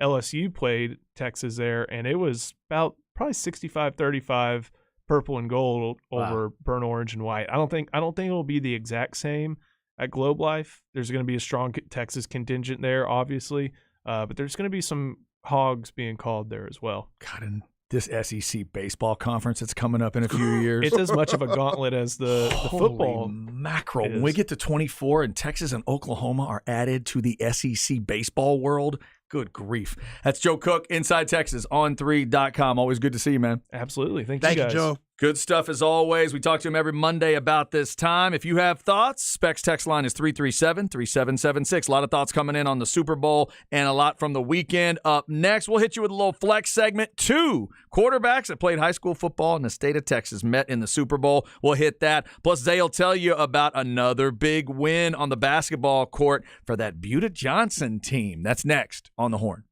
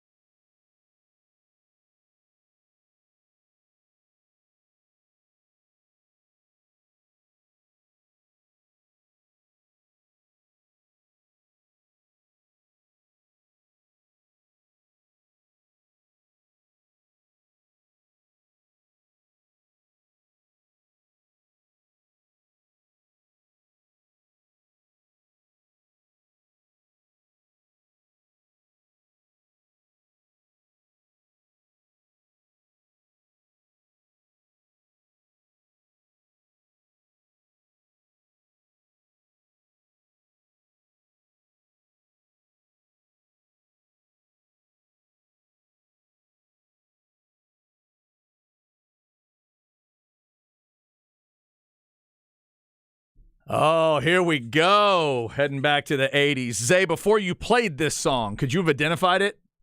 No. Okay. So this would be I'm Still Standing by Elton John? Correct. This is maybe not the most popular thing to say among Elton John people. This is my favorite Elton John song. Really? There's a lot more that have more substance, more soul, more this, more that, better songwriting, whatever. This song is the first Elton John song that I just remember as a kid loving. Couldn't get it out of my head. The video was awesome. Now, it could have been the fact that there was a bunch of sexy folks in body paint in the video. There's a chance that that's what it is. But I love this song. It's always I love when it gets stuck in my head. So shout out to Elton John for this one. Yeah, Elton John, he was in the Doritos commercial with Jack Harlow. Not bad. I don't know when it happened, but I'm looking forward to eating those Doritos, swingy, tangy barbecue. That sounds terrific. My wife and I said the same thing. It's like, whoa, hang on. What Doritos flavor is out there now? I'm now 48, so well into the, old man thing, and this is me probably sounding like an old man. To me, the Super Bowl commercial thing jumped the shark a long time ago. Like, I don't get excited for them anymore. I don't get pumped for them anymore. I don't jot them down anymore. So, I mean, they were okay to me. Nothing could, I don't know that anything really jumps out anymore. I think that's kind of played out. But I know it's a big deal for the advertising world. But I agree with you. That flavor was interesting. My wife wants to try those chips that the Breaking Bad crew was pushing with that little piece. They're not real chips. Yeah, something They're corners. the healthy, like the healthy type of like chip. a healthy option. That was cute. Yeah, I've gotten into that the last couple of years where I'll do like rice cake chips if you flavor it up just right. Nothing wrong with that. Yeah, just trying to keep the waistline under control. So now, did you see Wu-Tang's own Raekwon in the commercial, like the DoorDash? Was it DoorDash? No. DoorDash grocery commercial? He was with that bootleg Action Bronson dude that cooks. I don't know his name. Oh, okay. I think I know the commercial you're talking about. I did not realize that was Raekwon. Yeah, though. that was Raekwon.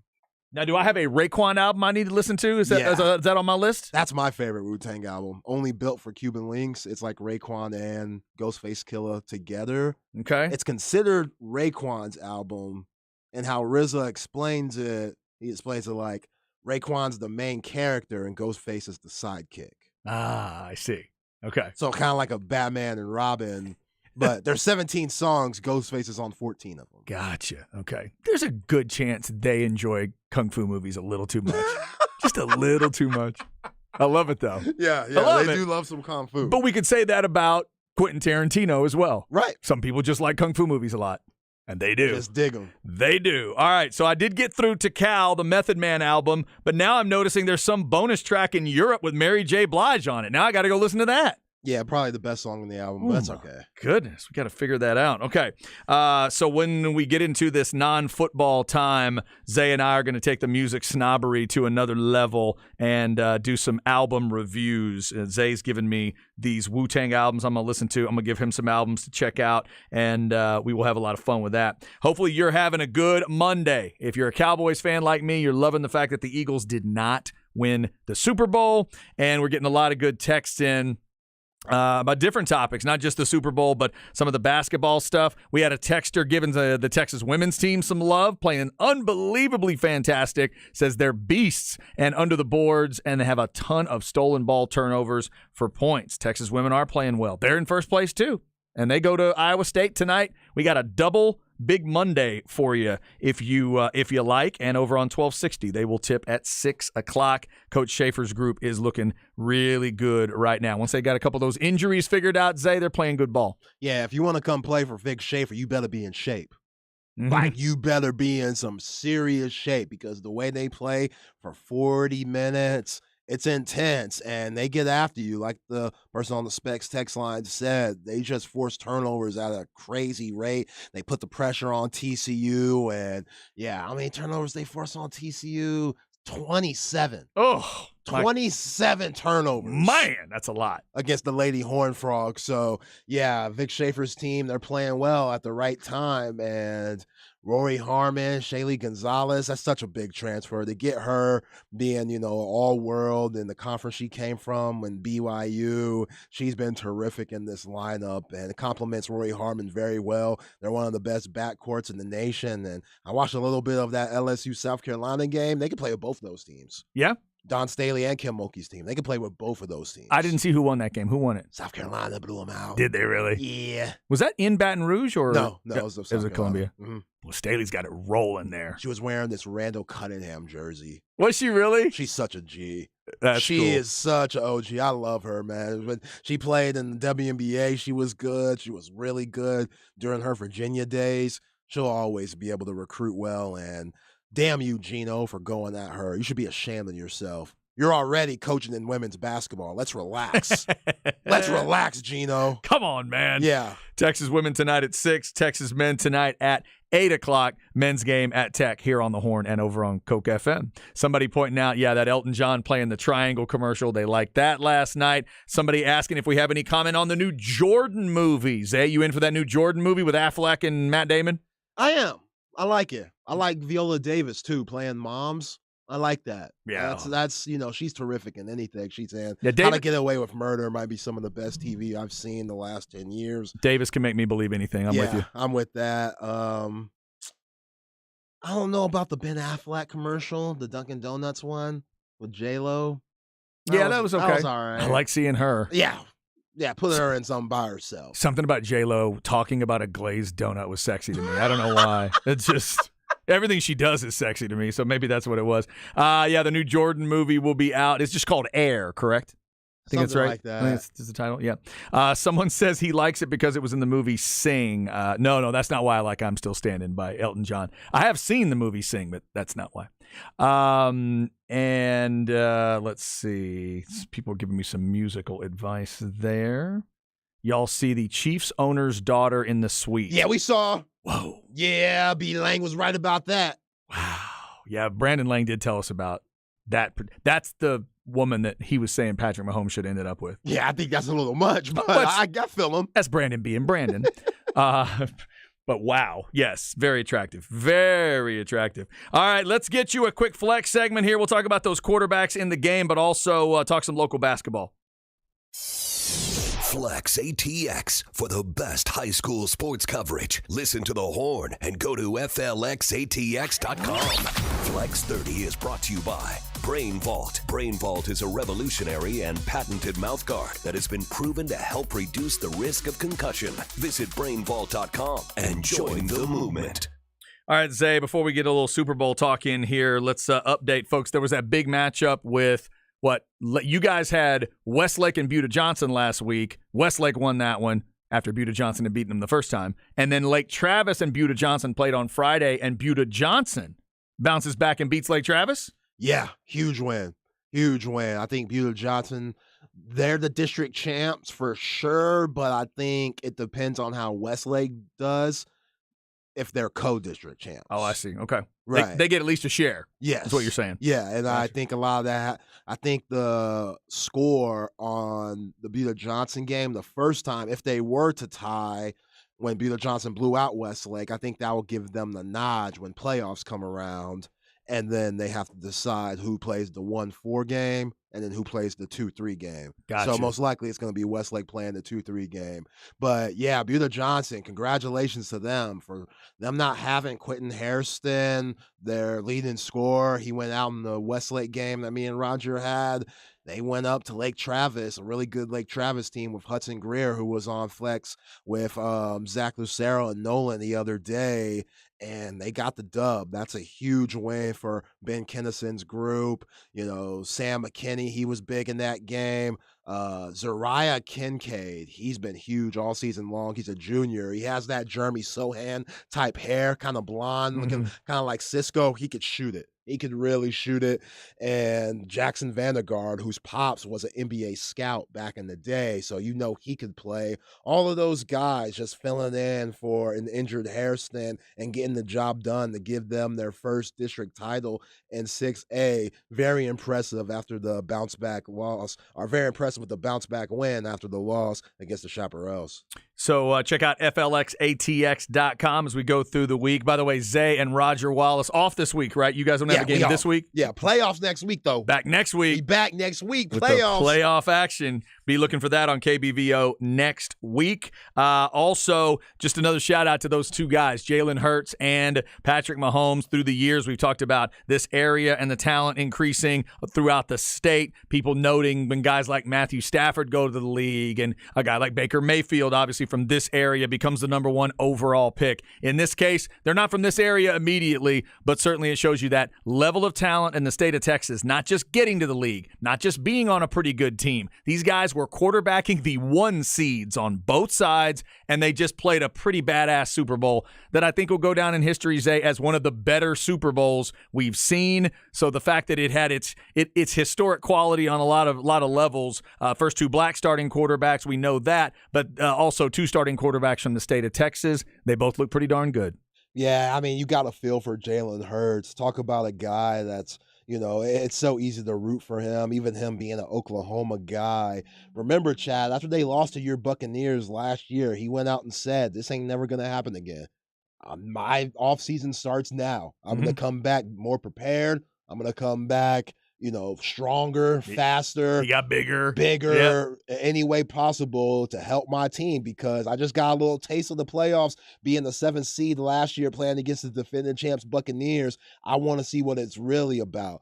And being that guy that got benched in the national championship game, he carries that extra chip on his shoulder, and you see it with him every time he plays. Like that 2-point conversion that he got, I thought they stopped that. Me too. If you go look at that, I didn't think he was in. If you just pause it right before he crosses the goal line and see all the white jerseys that were there, it's amazing how he forced his way into the end zone to tie the game at 35. So, it's so hard to say he'll be back, because you just never know. You look at Dan Marino, somebody like that. Sure. You just never know. You'll get that chance. A lot of things have to go right. You have to have a little bit of luck with it.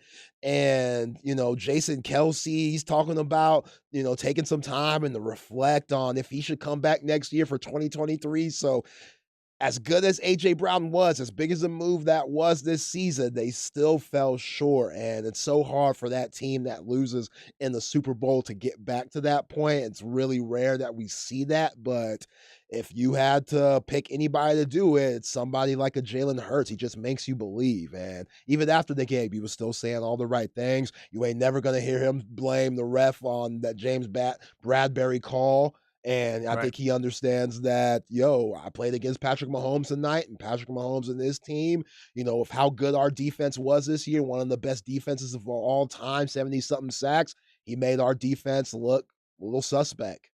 And that's what the greats do. And you just got to tip your cap to him. And I know Jalen Hurts is going to do that, but he's going to get back to the lab. His vacation going to be real show. Yeah, I bet. Real show. There's no doubt about it, man. Those two guys are working super hard, and the Chiefs have another Super Bowl parade coming this week. We'll continue to talk Super Bowl 57 coming up at 2. Also, Texas basketball at Tech tonight. You know that crowd's going to be crazy. We'll get into that, and remember to set you up for a double Big Monday. Texas men and women both in action tonight. Up next, though, where are we at in society? Zay will let us know. Does he want to talk Rihanna or something else? We'll find out on the Horn.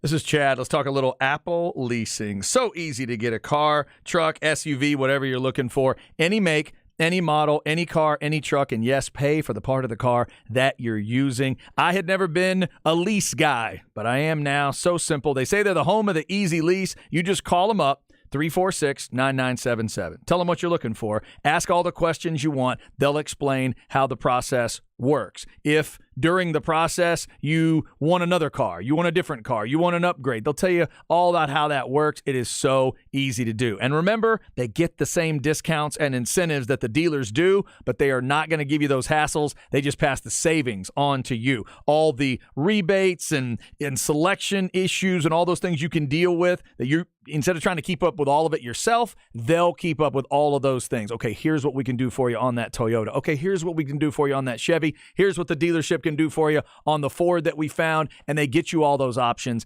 and you pick the car, truck, SUV, whatever it is that's right for you. Check them out. 346-9977, 346-9977, or go to appleleasing.com.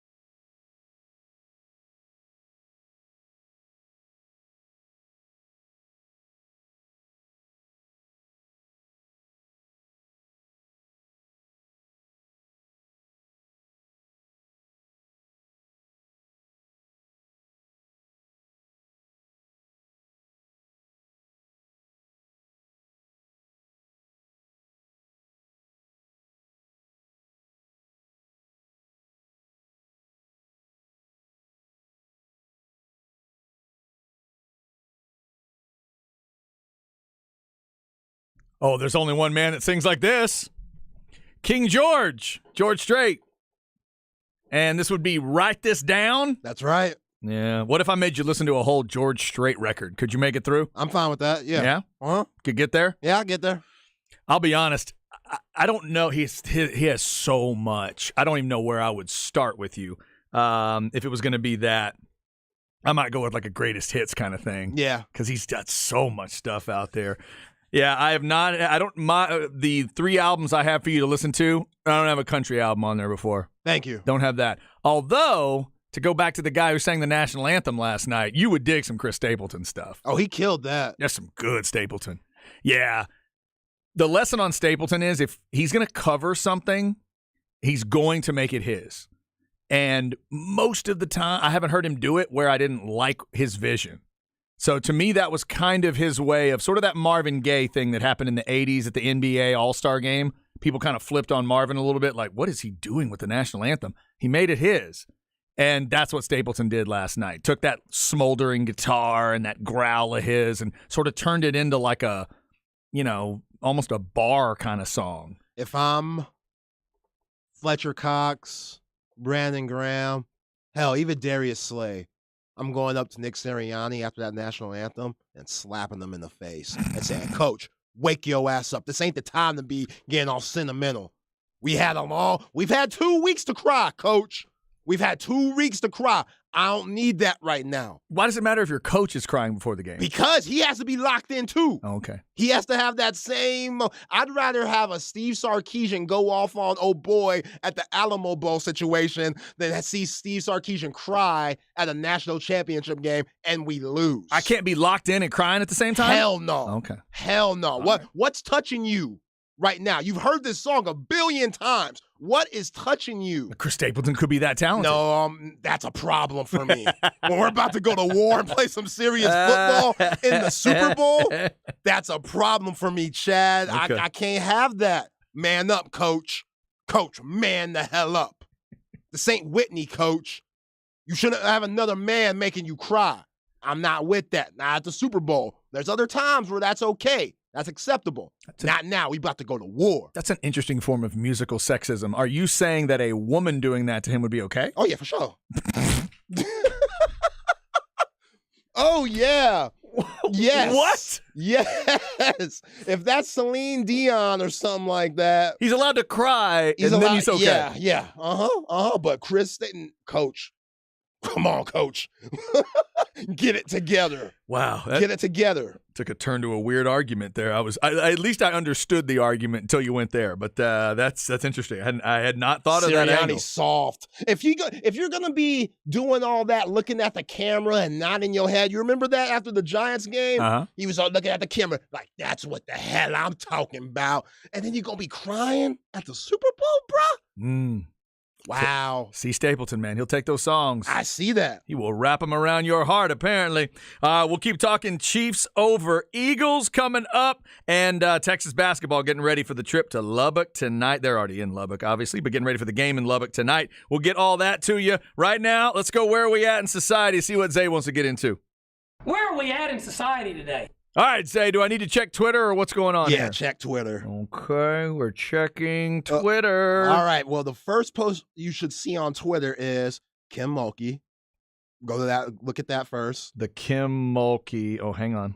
Don't okay, skip, try the arts. Got Kim you. Mulkey, she's wearing a pink pantsuit that got blown out last night. Her first loss of the season. She's had a great year at LSU. Turned that program completely around like we knew she would. Yeah. But she got blown out last night, and she was wearing that pink jumpsuit. Now, keep that in mind when we go down to Fletcher Cox. Okay. Who was wearing a purple lavender Kim Mulkey-esque pantsuit. Ooh. To begin the game. Whoa. Yeah. Man. Yeah, looking like my Auntie Vernice, 1986. Auntie Vernice, rest in power. But Fletcher Cox was giving a shout out to you. On my computer, it almost looks silver. You're saying this is purple? It's a shade of purple? Okay. Yeah, it's purplish silver. Like a silvery gray to me. But okay, I Either got way, you. it looks like there's a blouse underneath. It really does. That is a It's a hell of an outfit. It's a hell of an outfit. Like, I don't even think Camilla Harris could pull this off. There's a lot of wait, who?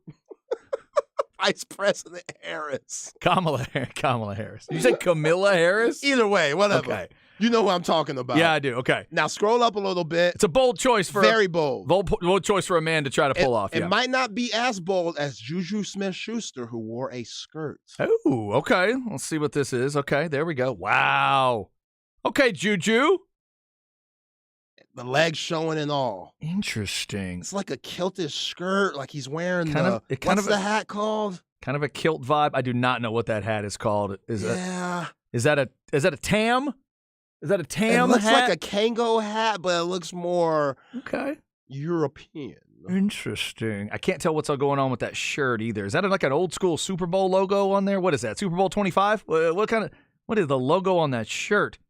That is weird. All right. What's worse? Who wore it worse? That's Who what wore you're it asking me? worse? Yes. Oh, man. I think Fletcher Cox is worse. Me too. Yeah. I think Fletcher Cox is worse. Just that's you're trying to put a whole lot of body into an outfit like that and hold it together. There's a challenge to that. At least Juju's got the body to kind of pull off what he's trying to pull off. Yeah, at least Juju had a big game. Fletcher Cox, I don't even remember you doing anything yesterday. I remember one play where his helmet got knocked off. Mm. That's about it. Yeah, but this Media's Christmas reunion, Easter Sunday pantsuit that he's got on, Yeah. no, sir. And by the way, I'm not going to go down the sexist route here or the like sex rules for clothes. I got no problem with guys wearing clothes that we might say, hey, that's traditionally worn by women. You just got to pull it off, brother. You just got to pull it off. And I think Juju's pulling this off better than Fletcher Cox. I'm not going there, but at the Super Bowl, I don't need my all-pro defensive tackle wearing a pantsuit. I would, overall, if he's Like, it reminded me of when Yeah. Michael Scott wore the women's pantsuit in The Office that one episode. Yeah, right. Like, Right. did he know it was for men? Yeah, right. If these are my guys, if this is somebody on a team that I love, I'd probably rather him just show up at the game and not go like NBA draft night like if on Michael fashion. Like if Micah Parsons with his toe-sucking self wore this outfit, how would you feel? Super Bowl game, and y'all lost. Yeah, I mean, that probably wouldn't help. Probably wouldn't help. Yeah. Because the other thing is, if they lost and he wore it to the media afterwards, that'd bother me. Because that's what always bothered me about the Cam Newton choices. It's like, dude, you have to wear that to the media if you lose. I don't understand. If you wore that into the building. So that means you'll go sit with the media and talk about a loss looking like, a pimp and Zorro had a baby. Are you good with that? Because you're a quarterback in the NFL. Like, focus in, please. Help me out. You look like Russell Westbrook on a bad day. Stop it. Those kind of things do bug me a little bit. So Fletcher Cox, though, this is beforehand, and he didn't go to media like that. He had to wear it after. He had to leave with something on. He had to leave with something on, but if he did media with that on, that's a problem. That's a problem if he did media because that's too distracting. Like it looks like a blouse with cleavage underneath the jacket. Yeah, it's just weird. Again, when somebody like a Harry Styles wears something like that, he's doing it on a magazine cover for a reaction. Yeah, Right? I get where Harry does it. He's I get why he does He's it. on Vanity Fair, and the whole point is that he's doing it. When Ricky was in the dress on the cover of a magazine, it was for the cover of a magazine, and it's designed for that. This is you going to the Super Bowl. You're creating extra distraction, and maybe you don't need to do that. Maybe you don't need to do that. That kind of distraction to me might be maybe a little more impactful than like a coach with a tear running down his face. But, that's just me. That's just me. But maybe there was some play calling in those tears because Andy Reid certainly out play called him after that. Yeah, Andy Reid wasn't crying to no Chris Stapleton. Nope. He was locked in, ready to go. Andy Reid was thinking about drawing on dudes' faces when they fall asleep Yeah. from that State Farm commercial. Yeah, Terry Bradshaw, fat shaming him. Did Bradshaw Damn him. Did Bradshaw really say waddle on over here? Yeah, what? Damn. I didn't really watch that much of the celebration. I just read it this morning. He said that? Yeah. Come on, TB. With your weird cul-de-sac head mullet thing you got going on. You have no right to talk about anybody. Yeah, they don't need to do that. That's not right. All right, there's where we at in society. We do it every day about 1:45. Let's dig back into the Super Bowl. The Chiefs get the win. Mahomes makes some history. We'll get your reactions on it. We haven't even talked about the halftime show yet. We'll get into that. If you have thoughts on it, Specs text line is 337-3776. Stay with us. It's The Horn.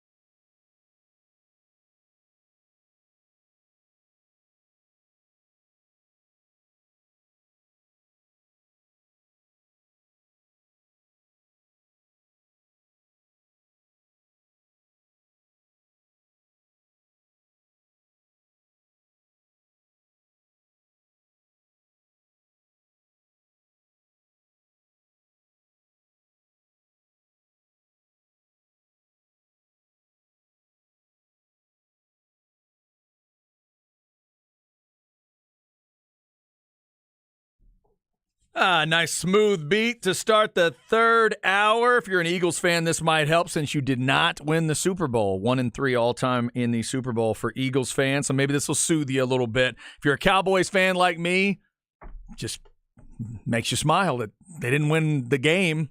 It's about all you got right now. As a Cowboys fan, your team's not getting close, but at least the Eagles didn't add one to the ledger. Chad and Zay on this Monday. Zay, what we got here? Oh, man. Eric B. and Rakim keep the beat off of Don't Sweat the Technique album, 1992. Nice. Now, pardon my ignorance here, but you know I love to ask questions. Eric B. and Rakim. Eric B. was the producer. Rakim was the rapper. Okay. So on our Billboard chart that we did last week, Rakim was 13th. So Eric B. never did any rapping? No. Okay. He was just the producer. Just a producer. Gotcha. Yeah. All right. So if they perform together, he's like on a turntable? Yes. Back in the day? Yeah. Gotcha. Okay. He's the Jam Master J Yeah. Exactly. of the group. There Exactly. You go. That was my entry point for learning such things. There you go. Was Run DMC back in the day. All right. So rest in peace, by the way, to the great Jam Master J. Early 2000s is when he died, I think.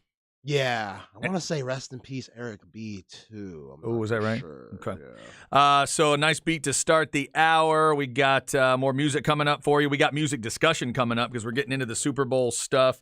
Somebody texted us. Maybe, Zay, you can help me here. It says, did you see what Chris Berman said after the game? I did not. Yes, I did. What's he in? Is this something controversial or what? Because it was weird. It didn't make any sense. It was like, we have two black quarterbacks in this game, and then it's like the same time Abraham Lincoln did something. Huh? Like he somehow put Jalen Hurts and Patrick Mahomes in the same place as Abraham Lincoln. That's... I have about 80% of it down. I don't have it all down, but that's the gist of it. Yeah, they did put him over to ESPN Plus for a reason. I don't know. No, I have no idea. I did not hear what he said. A lot of reactions to different things over the weekend, stuff at the Super Bowl. We will get into that. The Terry Bradshaw line to Andy Reid has gotten some reaction from some people. I did miss that. Somebody texted, Terry called Andy fat and old pot meat kettle. Yeah, that's just weird. Wow. Forget about that part. It doesn't matter. If Terry Bradshaw looked like Bradley Cooper, there's no reason to say waddle on over here. That's rude. Don't be rude. There's no need to be rude. What are you doing? Yeah, hopefully Terry Bradshaw and Andy Reid have some type of relationship where they're cool with ragging on each other like that, like roasting each other, which actually that might have been my favorite commercial last night. The peanut roast commercial. Jim Ross or Jeff Ross. Yeah, that was all right. That was pretty good. That's pretty good. But yeah, hopefully that's the case, that those two just have that type of relationship where that's okay. If not, which Andy Reid, you just won a Super Bowl. You don't care what Terry Bradshaw's talking about. Just give me the Vince Lombardi trophy, you idiot. That's what like Andy Reid's thinking. Like, let me go celebrate with my wife and have a good time. And I just won my second Super Bowl against a team that in a way gave up on me. Yeah, they right. That's true. No, they did. They did get rid of him. That had to be a lot of pride for him too. Yeah. To outcoach the current coach of the Eagles like he did, and to beat the Eagles, that had to be special for him. We talked about the select group now that Andy Reid is in. Multiple coaches, coaches winning multiple Super Bowls. That is rare air. Patrick Mahomes gets himself into rare air, and now every time Patrick Mahomes goes back into the playoffs, there's a new discussion to be had where names like Joe Montana are going to come up, because if he gets a third MVP, he ties Montana, and then only Brady would be ahead of him. So you got those kind of discussions out there. Also, people have been texting us throughout the day today. Specs text line 337-3776 about some of the aspects of the game. So real quick, Zay, let's start from the beginning. Babyface and Chris Stapleton. Any issues with either one of those guys? Nope. Not one bit. I thought they both did a good job. Both killed it. Nice guitar from, well, both, but specifically from Babyface. That was a beautiful guitar he had. Talk about elite talents. Like, he could have been a bigger star than he was in the 90s, but he realized, you know what? Doing this songwriting thing, I'm getting a lot of paper here. Yep. I don't have to deal with the stress on going on tour and stuff. I can be with my family, and he's become a multi-millionaire just off that. So yeah, he has the great voice, but as far as just being musically gifted, Babyface, he's in a separate category for sure. Yeah, I knew both those guys were going to be great. Like you said, the talent is there. They both made the songs their own. They really put their own flavor on the song. I love both those songs. Like, my favorite versions might not be theirs, but I'm not going to forget those versions. Yeah. Man, they were really, really good. All right, so I've not heard any of your comments about halftime. So give me your thoughts on Rihanna. Let's jump into it. What'd you think? Gosh, man. Again, I'm going to come off as a Grady Dick, but it was awful. Really? It was terrible. Interesting. Look, I get it. Very empowering for women, and especially pregnant women that probably don't feel as confident in their bodies, to see somebody like Rihanna go out, and for a pregnant woman, she killed it. She did. She did a great job, and bravo to her. I definitely marvel her for going up there and doing that. NFL, terrible job. Like, it's just, we got to do better than that. You know, the lip singing, it's just, I wasn't with it. For what we've seen and what we saw last year, what we saw with J-Lo and Shakira and stuff, I just thought Rihanna, like, if my wife says it looks like she doesn't give a damn, that's not good. You know? Interesting. That was your wife's My reaction. wife said that, like, it looks like she doesn't care. And I was like, I get what you're saying, but See, she was limited. She's obviously limited. And knowing that, like, you can't kick her off because she's pregnant. I get it. But, it's just, I've seen way better halftime performances. I've seen Rihanna way better too.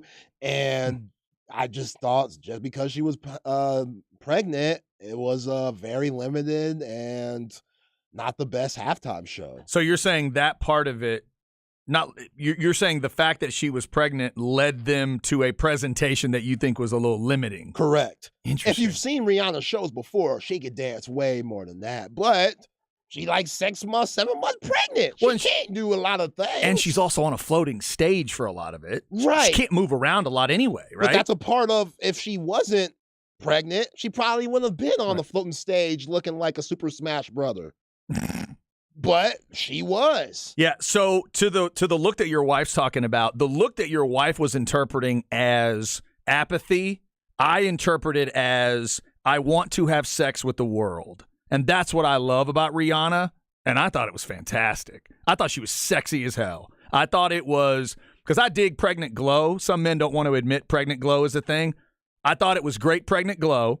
I thought that the whole red bodysuit thing was interesting, and I guess that was, she felt like she needed to wear that because of whatever's going on with her body right now. But I thought she was still sexy. I thought she was properly nasty. I love her nasty. I love her attitude. She's got that kind of Christina Aguilera, don't care what you think, I'm a sexual being, so deal with it thing, where she was putting her hands and shaking her backside and the whole thing. See, that nasty for you is like putting pepper on fries and calling it spicy.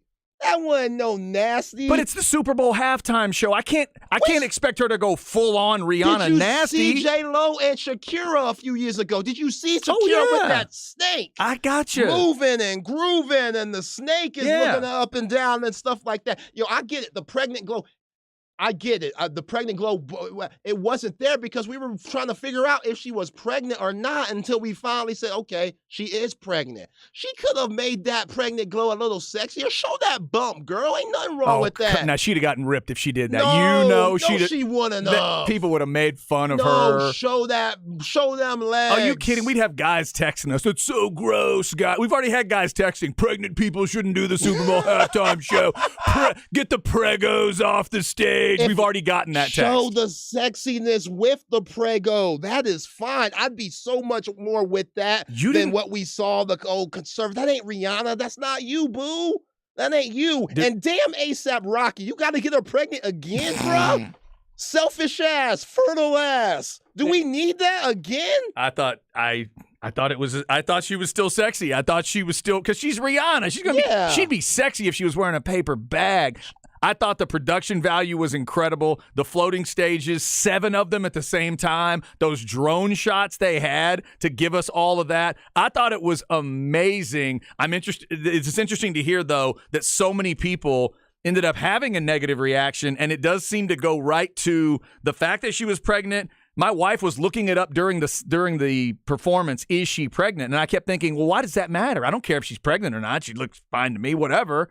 And some people have a problem with that part. I hadn't heard the idea, though, that she was bored. She looked into it to me. I didn't think she was I out don't of agree with my wife either, but the fact that she said that just kind of made me think a little bit. But come on, man. You're Rihanna. I need you to be Rihanna. I don't want no Wizards Jordan. I don't want that. If I'm thinking Michael Jordan, I don't want Wizards Michael Jordan. That's what it was. It was a Wizards Michael Jordan performance. Yeah, it's good. Yeah, it's cool, but we know what it could really be. And it wasn't that. It wasn't, because she was limited for obvious reasons. I get that. But I get how empowering it was. That was a huge moment for women in general, especially women that have, a hard time, with their bodies post and pre-baby and stuff like that. That was huge to see somebody like Rihanna going up there and killing her job and being pregnant like she was. I get that. But if we're just talking about Super Bowl performances at halftime, with what we've seen out of all 56, I know I haven't seen all 56, but all 56 performances, wherever they started it, that was one of the worst ones we've seen. Wow, that's crazy. Yeah, see, I disagree. I really enjoyed it. But that, again, we're coming at it from different perspectives. I never get too much on the Super Bowl halftime performer. It usually it's weird. People get on them for something to me that's so obvious. Like the Stones are old. So that was the joke. They were old. In this case, it's almost like she's being joked on because she was pregnant. And that's the part I don't get. This is the version of it that she felt comfortable doing. And let's face it, that the NFL felt comfortable having out there at this moment. So, I mean, I get it. If she wants to tell me, look, I didn't want to really show the bump because I don't think I'm at my sexiest right now, so I was trying to do a covered up sexy version of myself. And you notice she had like that red, almost plastic looking plate across the boobs, because I'm wondering if there's a little lactating going on right now. Is that what we're seeing happening there? Not to get too technical and medical on folks. I don't know. But she was trying to be as sexy as she could be, in that performance. I still enjoyed it, but apparently a lot of people did not. Somebody on the Specs text line said, Zay, you sound like a horny teenager. Yo, look, I ain't gonna lie. I was expecting something different. This is Rihanna. It's weird that we're having the discussion that you're criticizing her for not being nasty enough. Yes, or raw enough. I want pregnant Rihanna to be doing all the stuff that she did before. I know she can't dance like she could when she wasn't pregnant. I get it, especially with that slippery ass field that we had on. Who knows what happened if Rihanna would have busted ass? I was glad trying to run. I'm glad she was good. Glad she was on the stage. Yeah. Because those were safer probably than the field last night. Yeah, but it's 2023. I'm good with the bump. But still show us that you're Rihanna, though. She was lip singing and stuff. Come on. I get lip singing for some stuff because you're doing some serious dancing. I get that, but she lip synced all of it. Yeah, that's not good. That's not good. People do that at Super Bowl all the time, though. But they be dancing with it. They do that because they're too busy dancing. Are we arguing she didn't dance?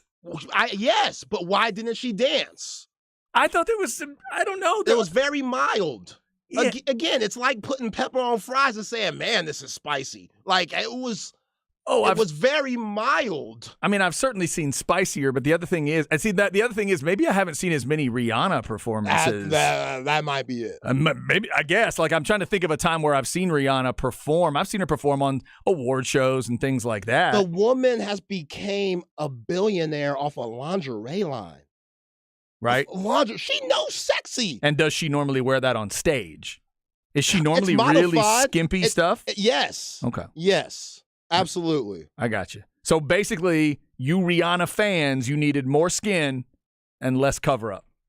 Just Rihanna be Rihanna. And more dancing. Yes. Just Rihanna being Rihanna. That's okay. Rihanna.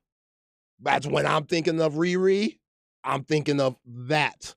Not what we saw last night, that modified Super Bowl version because she's pregnant. Again, I'm glad she's a happy mother. She looks great as a mother. She looks happy.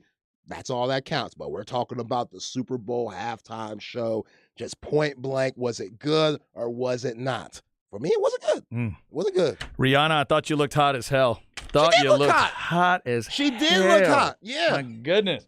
I think To me, she just proved that there is no version of her that is not hot. I get what you're saying, but, you know, a performer like that, I could get her saying, look, I just can't be that version of me right now. I got to do what I got to do, and I'll do the version I can do. But that's where you might want to get back to the scheduling of whatever. But I don't know if you want to tell somebody you can't schedule a pregnancy around the Super Bowl halftime show. If she were to go on tour as she is now, looking pregnant as she is now, it wouldn't be the good tour. Really? No. Because going in, okay, she's going to hold back. And I think that might be the biggest thing. I know for a fact that she's holding back. Yeah. That's why I mentioned like Wizard Jordan. Yeah. Like you know what she's capable of, yet for her own safety, she can't do those things that she normally would. For her own safety. Just being for real. You know, if she grinds like that, it's not good for the baby. You know that, right? We can't do that. Yeah, no, we can't do that one. So in terms of vocal quality and just her voice, how much respect does Rihanna have for just her voice? Standing on stage and singing. I mean, she's no Mariah or Whitney, but a little something. A little bit? Yeah. Okay. See, I think maybe that's what it is, too. I love Rihanna's voice, and it's one of those where I don't immediately – I mean, she's sexy as hell, but I don't immediately think of, like, her dancing or not wearing a lot of clothes or whatever. So I was thinking of the songs first. So when I would hear the songs, I love that voice. I saw her. She still looks sexy. But from what you're telling me, it's the fact that her normal stage show has so much more. So she's more of that, like, what's a good example? She has a lot of Janet. There you go. A Janet Jackson. Or you mentioned Shakira, or if it's J-Lo, or if it's Britney Spears in her prime, or something like that, where all those women, their body is part of the show. Yes. Okay. It is what it is. Sorry. Don't make me the bad guy. Don't make me the villain. I'm just keeping it real. What we saw last night wasn't Rihanna at her best, and that's okay. That's fine. But don't sit here and want me to say it's one of the best, or ask me to say it's one of the best halftime shows we've seen. It ain't. I ain't say that. I just thought it was rude after the halftime show when Terry Bradshaw told her to waddle on over. I thought that. No, that's not exactly what happened. I'm so mad at A$AP Rocky, man. I can't believe this fool. Not only has he not dropped any music, she hasn't dropped any music because she's dealing with his fertile ass. Okay, let me make sure I understand the last week before we take this break. You are getting on A$AP Rocky and Rihanna for having sex, just like you're getting on Dak Prescott for winning an award for being a good human being. Do I have that correct?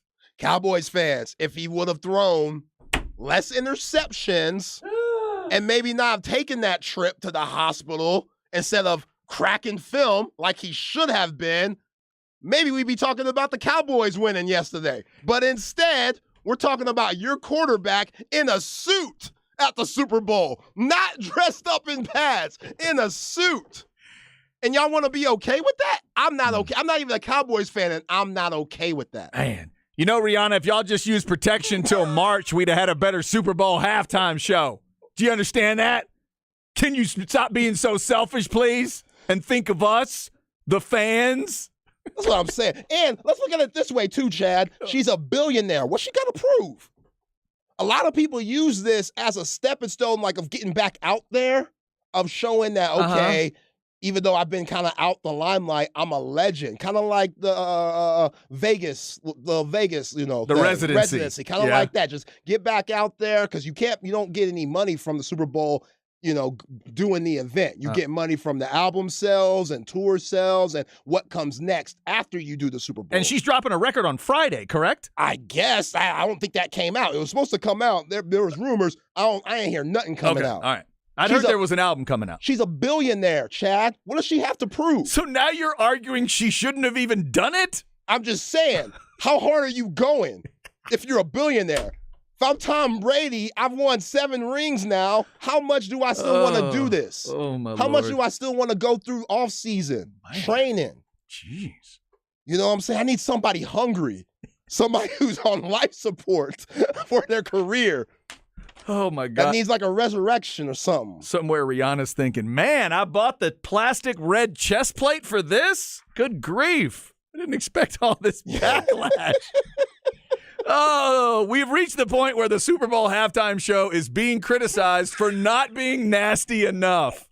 On some level, I've got to think that's growth. I think that's growth in our society somewhere. And then I'm sure there were some that thought because she was dressed in all red that she's the devil. So maybe we've got both of those things. Honey, look, the devil's on TV.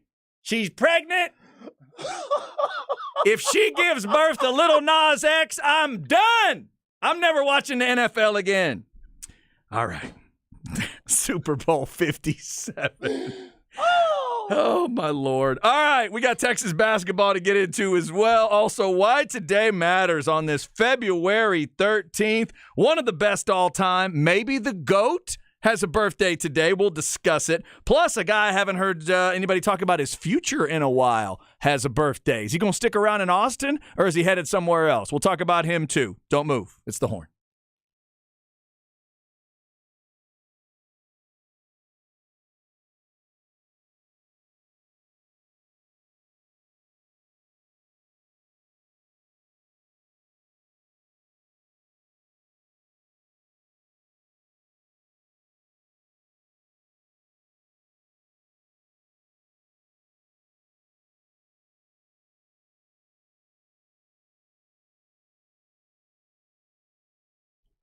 All right, this is Chad. Let's talk Underdog Fantasy, easiest place to play fantasy football. Maybe you got in on one of those pick'em games for the big game. But either way, now that football is done, you still got so many options and choices out there. Hit you some NBA, NHL. You can combine different picks, college basketball. Pick whether your favorite players will have a higher or lower stat total in this week's game for your chance to win big. You can win up to 20 times your money in a single game. Pick between 2 and 5 players to build a pick'em entry. You get them all right, and you win. Also, check out those rivals picks, pitting 2 players against each other for different stats. The pick insurance option, which increases your chance to win. Get on over there. Get it put on your phone right now. So easy to do, and find out what they've got for you as we head into the spring sports. Obviously, Major League Baseball coming up. You'll have plenty of opportunities for pick'em games there. Sign up today with the promo code HORN. Get your first deposit doubled up to $100. Visit UnderdogFantasy.com or find them in the App Store. And don't forget to register with my promo code HORN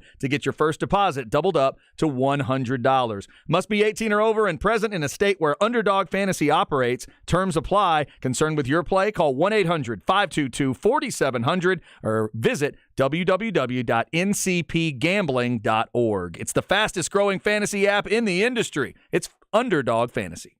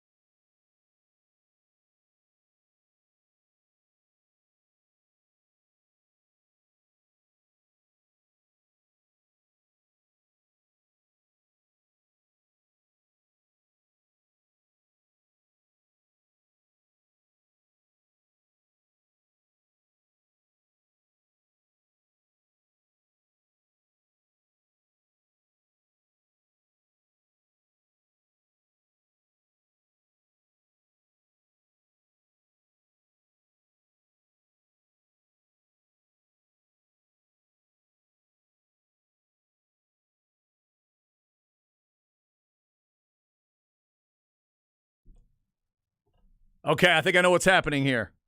I think this is my test to make sure I wasn't lying to you. Method Man?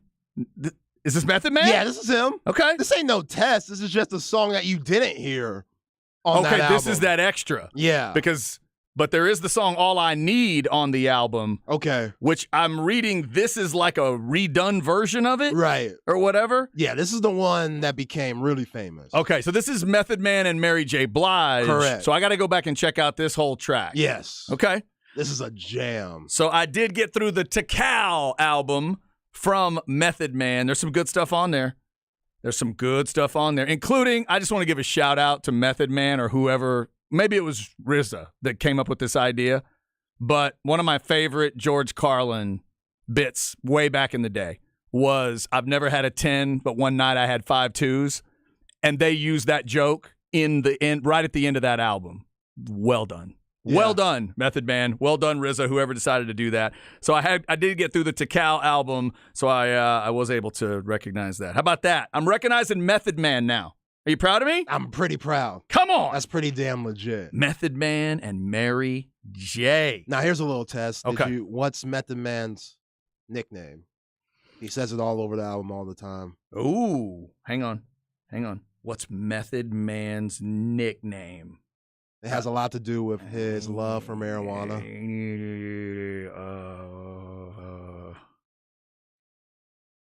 Big Willie Nelson. I have no idea. I have no idea. You're close. Johnny Blaze. Oh, Johnny Blaze. Okay, all right. No, I didn't pick up on that. I'll have to check it out again for that one. Johnny Blaze.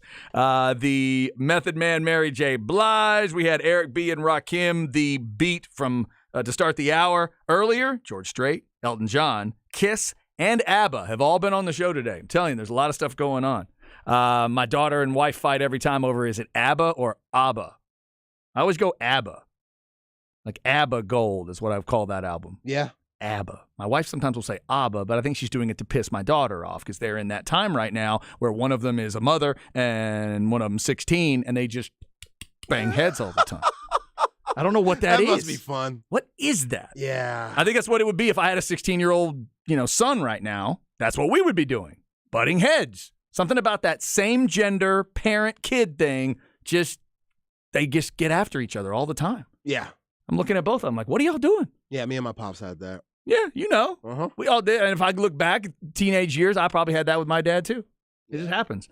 It occurs. All right, Super Bowl 57. We just went through Zay's thoughts on the Rihanna halftime show, and let us know if you mentioned anything. If you enjoyed it, somebody said, I just had to pull over. I'm laughing so hard. Female fan and listener. She did not let us know, though, if she enjoyed Rihanna or not. I wonder, male, female, like how it broke down last night. Did women generally love the Rihanna thing? Did men generally not like it? I would say 90% of women loved it. Because it felt empowering. Yes. In a way. Yeah, Okay. for sure. I say for the guy side, 50-50. Okay. I'll just say from my crude side, I just enjoyed the fact that a woman that is pregnant, whatever stage of pregnancy she is, that just still seemed nasty. I like Rihanna. I know she wasn't full on nasty like you wanted her to be. Yeah. That look in her eyes tells me she's still in there. The woman has nipple rings, Chad. The woman knows a little bit of nasty. She could have gave us a little something. Oh, come on Give it now. with the pregnant belly. Janet. I love it. Have all of it. Janet called her up and said, okay, you know what you can't do here? You can't do that. Can't be.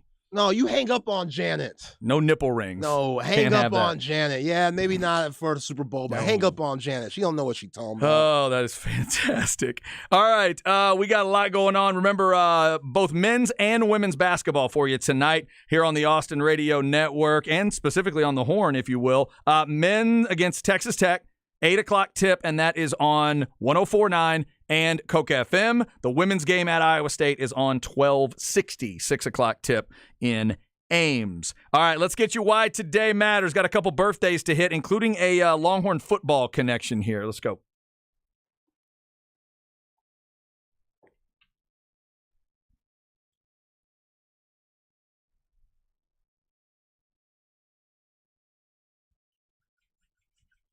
All right, so Zay, I noticed today is Gary Patterson's 63rd birthday, and it occurred to me I have not heard anything about Gary and his future as a Longhorn fan. You want him back if he wants to come back and be an analyst again? Yeah, I'll take Gary back. Okay. For sure. I mean, the defense was a lot better than this year than we've seen it in recent years. So, yeah, Gary did a good job. Yeah, I have not heard anything. I don't know what kind of deadline they may put on that. Is Gary going to just hang out and do nothing? Would he go to another job? I haven't heard of him interviewing for any other job. The talk we've heard, and I think it was Chip Brown of horns247.com that we were talking to, and he had spoken with Gary, and it was kind of a 50-50 thing, and I think it was either come back to Texas or maybe duck away for a year and just kind of chill out. But I've also heard with Gary that apparently the College Football Hall of Fame is really important to him, and you got to be out a certain amount of time before you get into the Hall of Fame. So we'll see kind of where all that goes. But happy birthday to Coach Patterson today. Also, Zay, Randy Moss, 46 years old. Can you give me the old schools for Randy in order? Oh, man. There are two of them, technically. It's not Southern Miss, is it? It is not? I know Marshall for sure, but I don't know the first one. Yeah, finished at Marshall, but went to a power school at the time. They're kind of that way now, trying to get back. Went to a school at the time. He had gotten in trouble at Notre Dame and never even started, but then he went to this school. Florida State? Very good. Very good. Yes, very good. Well done. Well done. Yeah, and even in that 1 year at Florida State, there are stories about Randy people will tell. It's just like, this dude is so freaky. He ends up at Marshall, and some think he's the best receiver that ever lived. I'll still lean Jerry Rice, but Randy Moss was incredible. Yeah, he might be number 2 for me. Yeah, I want right. to put him over Jerry Rice, but after that, man. Yeah, I'm not sure who I'm with you. I don't know who I would put second if it's not Randy. Is it like, I don't know. I really don't know. Like, I wouldn't put Megatron above him, and I wouldn't put T.O. above him, and I wouldn't put, some of the guys now. DeAndre Hopkins is a beast. I wouldn't put him above Randy all time. No. Can't do it. Yeah. Now, you could go back and hit some of the older guys, more old school guys if you wanted, but yeah, that's probably be my one, too. Now, did he benefit from having another Hall of Famer on the other side his early years and Chris Carter? Yeah. Oh, sure. He did, but after that, like even his Raiders years, those couple of years he had, he was good. Like, he wasn't crazy, but then he went on with Brady and broke records and stuff. Yeah, he's number 2 for me. I think if I could do it, there's so many things I would do if I could go back and change the Cowboys and Jerry Jones run. In addition to just getting him to hire a GM, getting that team to draft Randy Moss might be an interesting way to go. Just What pick did he? What see pick was what that? would happen. I can't even remember. I'd have to go look at the draft specifically, but they passed on him. And didn't he hit y'all for 3 catches, 3 touchdowns Thanksgiving Day, rookie year, 98? It felt like a million. Yes. Felt like a million catches. Yo, there's those highlights. You just see Randall Cunningham just throwing it up. Oh, it was terrible. Yeah, that was terrible. Happy birthday to Randy. Yesterday, RG3 turned 33, so a lot of threes for RG3. And then Bill Russell would have been 89 yesterday. We lost him in 2022, of course. So happy birthday to all of those folks. Also, today, Zay, is Coach K's birthday. Any thoughts on that? He's 76 today. Mike Krzyzewski. You think he's okay with being away from it? I think it's tough. He's not that much away from it. I always see him on campus and different clips and stuff. So he's still around, but yeah, probably hurts a little bit, especially once March comes around. It's really gonna sting. Gonna freak him out a little bit. Yeah, that's gotta be tough. They definitely miss him. Yeah. Now I think he would have got that call. They lost on like a last second, weird foul call. They said that the foul was at the end of the game where the clock expired, so that's why they didn't get the call against Virginia. Yeah, you could see on that replay. To me, I'm not a Duke guy one way or the other. Say that foul, I felt like that was before the buzzer. If Coach K's on that sideline, that call's getting made. Yeah, I agree. Remember how he used to pick on him? Oh, he'd set it up the whole game. Genius. He'd set it up. Genius. He would manipulate that ref early on. It'd be the first half. Oh, yeah. 18 minutes to go. He'll just say something to that ref. And then they'll come back later on and haunt the other team. Uh-huh. And opposing teams, fans hated him for those things. Real quick, because Coach K did this later in his career, he mastered the handshake with the hand on your chest. Were you into that at all as a play? Did y'all have that in your time? Handshake with the hand on your chest. When you shake hands with one, but then he literally would like pat your chest. He'll put the hand like it's supposed to be more impactful. Did you have any of that back then? I don't think so. I can't recall. Every time I see it, I think it would piss me off. Like after a game, your team just beat me. That's fine, whatever. We can shake hands and be in a handshake line. I know exactly what you're talking about. Why are you throwing the extra hand up there? Yeah. Does that bug you? Yeah, like when they're shaking in lines, the opposing team, and he's like letting them know good game. Yeah, wouldn't that upset you a little bit? I wish I would have recruited you type of thing. Dude, Maybe a little. Get your hand off me. What are you doing? Maybe a little. Maybe if you want to stack the handshake a little bit, give me an extra hand there. But don't put your hands on my chest. What are you doing, Coach K? There's no need for that. All right. There's some Why Today Matters for you on this February 13th. Remember, Saint? Did I just do that? Valentine's Day. Was I about to say Saint Valentine's Day? Valentine's Day is tomorrow. So get that on the calendar in case you had forgotten. I'm playing none but freaky slow jams tomorrow, so be ready, y'all. Is that right? Yep. Baby making music tomorrow? That's right. All right. Should be good. Somebody sent us a text earlier that Whole Foods had a sale on roses today if you want to go check it out. So. What you laughing for? That's a steal. It was great. It was like a double. It was 2 dozen roses for a good price. Yeah. Just reminding everybody, that's tomorrow if it matters to you. Yo, I got my wife flowers from HEB last week, and she good.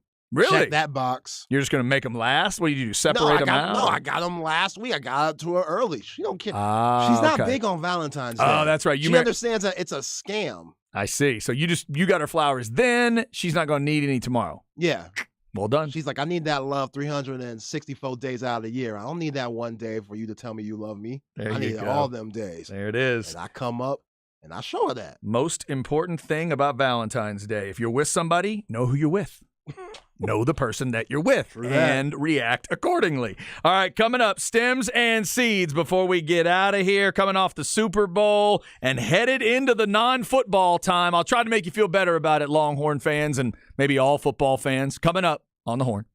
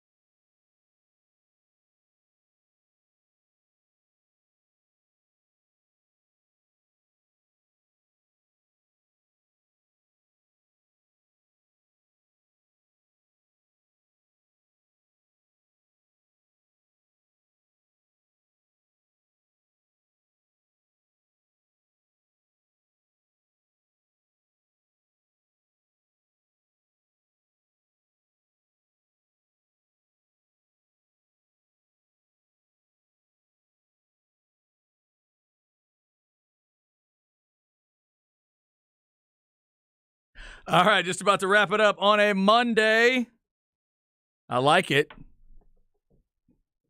you have a shot here? Yeah. I mean, you should. They said DJ Screw in the song, so stay in Texas. Uh-huh. Pimp C. Man, that's what I'm talking about. Whew. Not only did you get UGK, but you said Pimp C when Pimp C Come was on. spitting that heat. Come on now. Okay. That's because I've learned that Bun B is that other guy that sounds like that and doesn't sound like this. Correct. Bun B has that. What's the best way to describe Bun B when you hear it? That voice quality. I don't know how to just. Just a little deeper. Yeah, Houston, deeper, the Port bass. Arthur twang, yeah. And it sounds like, I'm not trying to be, it sounds like he's got like is bigger head a rude thing to say? It just sounds like it's coming out of a larger body. Does that make sense? Yeah. That makes sense. And I don't even know if he's a bigger guy. It just feels like it's coming out of a larger human. That big sound. All right. Proud of myself there. Pimp C finishing it out. We had Method Man and Mary J. That song I need to go listen to. George Strait, Elton John, Kiss, ABBA, and we had the Eric B. and Rakim. Rakim. I miss that one every time. Eric B. and Rakim. It's K-I-M, Chad. Just say Kim. Why am I trying to make it fancy? Eric B. and Rakim beat to start the hour. That's what it is. It's the word Rakim followed by beat. That was confusing me. I got to listen to some of their stuff too. I haven't heard a lot of that. But don't worry, Zay and I are going to be challenging each other musically to listen to different albums. I got through the Method Man album. I say that like that didn't mean to make it sound like a chore. I finished the Method Man album this weekend and enjoyed it. The Tikal album, and now I'm going to get into some of that other stuff. Zay's making me go on the Wu-Tang trip. Yeah. So it should be enjoying Old Dirty Bastard next. The ODB album is up next? Album. Okay. Return the 36 Chambers. Fair enough. All right. No stress, no seeds, no stems, no sticks. Stems and Seeds, avconsultations.com or 255-8678. Just in case you don't want to wait for football to come back, I'll let you know. Dallas, San Antonio, and Houston, all three XFL teams have home games. Week 1, Zay, Saturday at 2, Dallas. Sunday at 2 is San Antonio, and Saturday at 7:30 is Houston. XFL, are you in? I'll watch the first week and see what's going on, Okay. but we'll see what happens. We'll see. This week, I'll do the research for you. I'll see if we can find some names you might know. Some guys right there in that tweener area, that Cavante Turpin zone, if you will, trying to find their way into the NFL. I'll find you some names this week. Who's Josh Gordon playing for? Oh, see, I don't know. I think he's playing for like a Seattle team. I don't know if it's USFL or XFL. Seattle does have an XFL team. They are the Sea Dragons, I believe. He's playing for them. Okay. Well, there you go. See, you already have a name you know. Come on. You're already ready to roll. By the way, I got 61 days till the spring game for Texas. 61. So Longhorn fans, focus in. Even if you don't want XFL, even if you don't want USFL, I got 61 till the spring game. I got 73 till the NFL draft. And it's only 201 days till Texas' first game. That's not that big a deal. Not that bad. Hey, I can do that. Tomorrow will be a nice even 200 days. Come on, we can do that. Yeah, it'll be right around the corners. And right when you don't even think about it. And we know football season never dies around here. Last week, we took time to tell you about the quarterback cutting his hair, for God's sakes. I mean, come on. We're not going to get away from it. All right.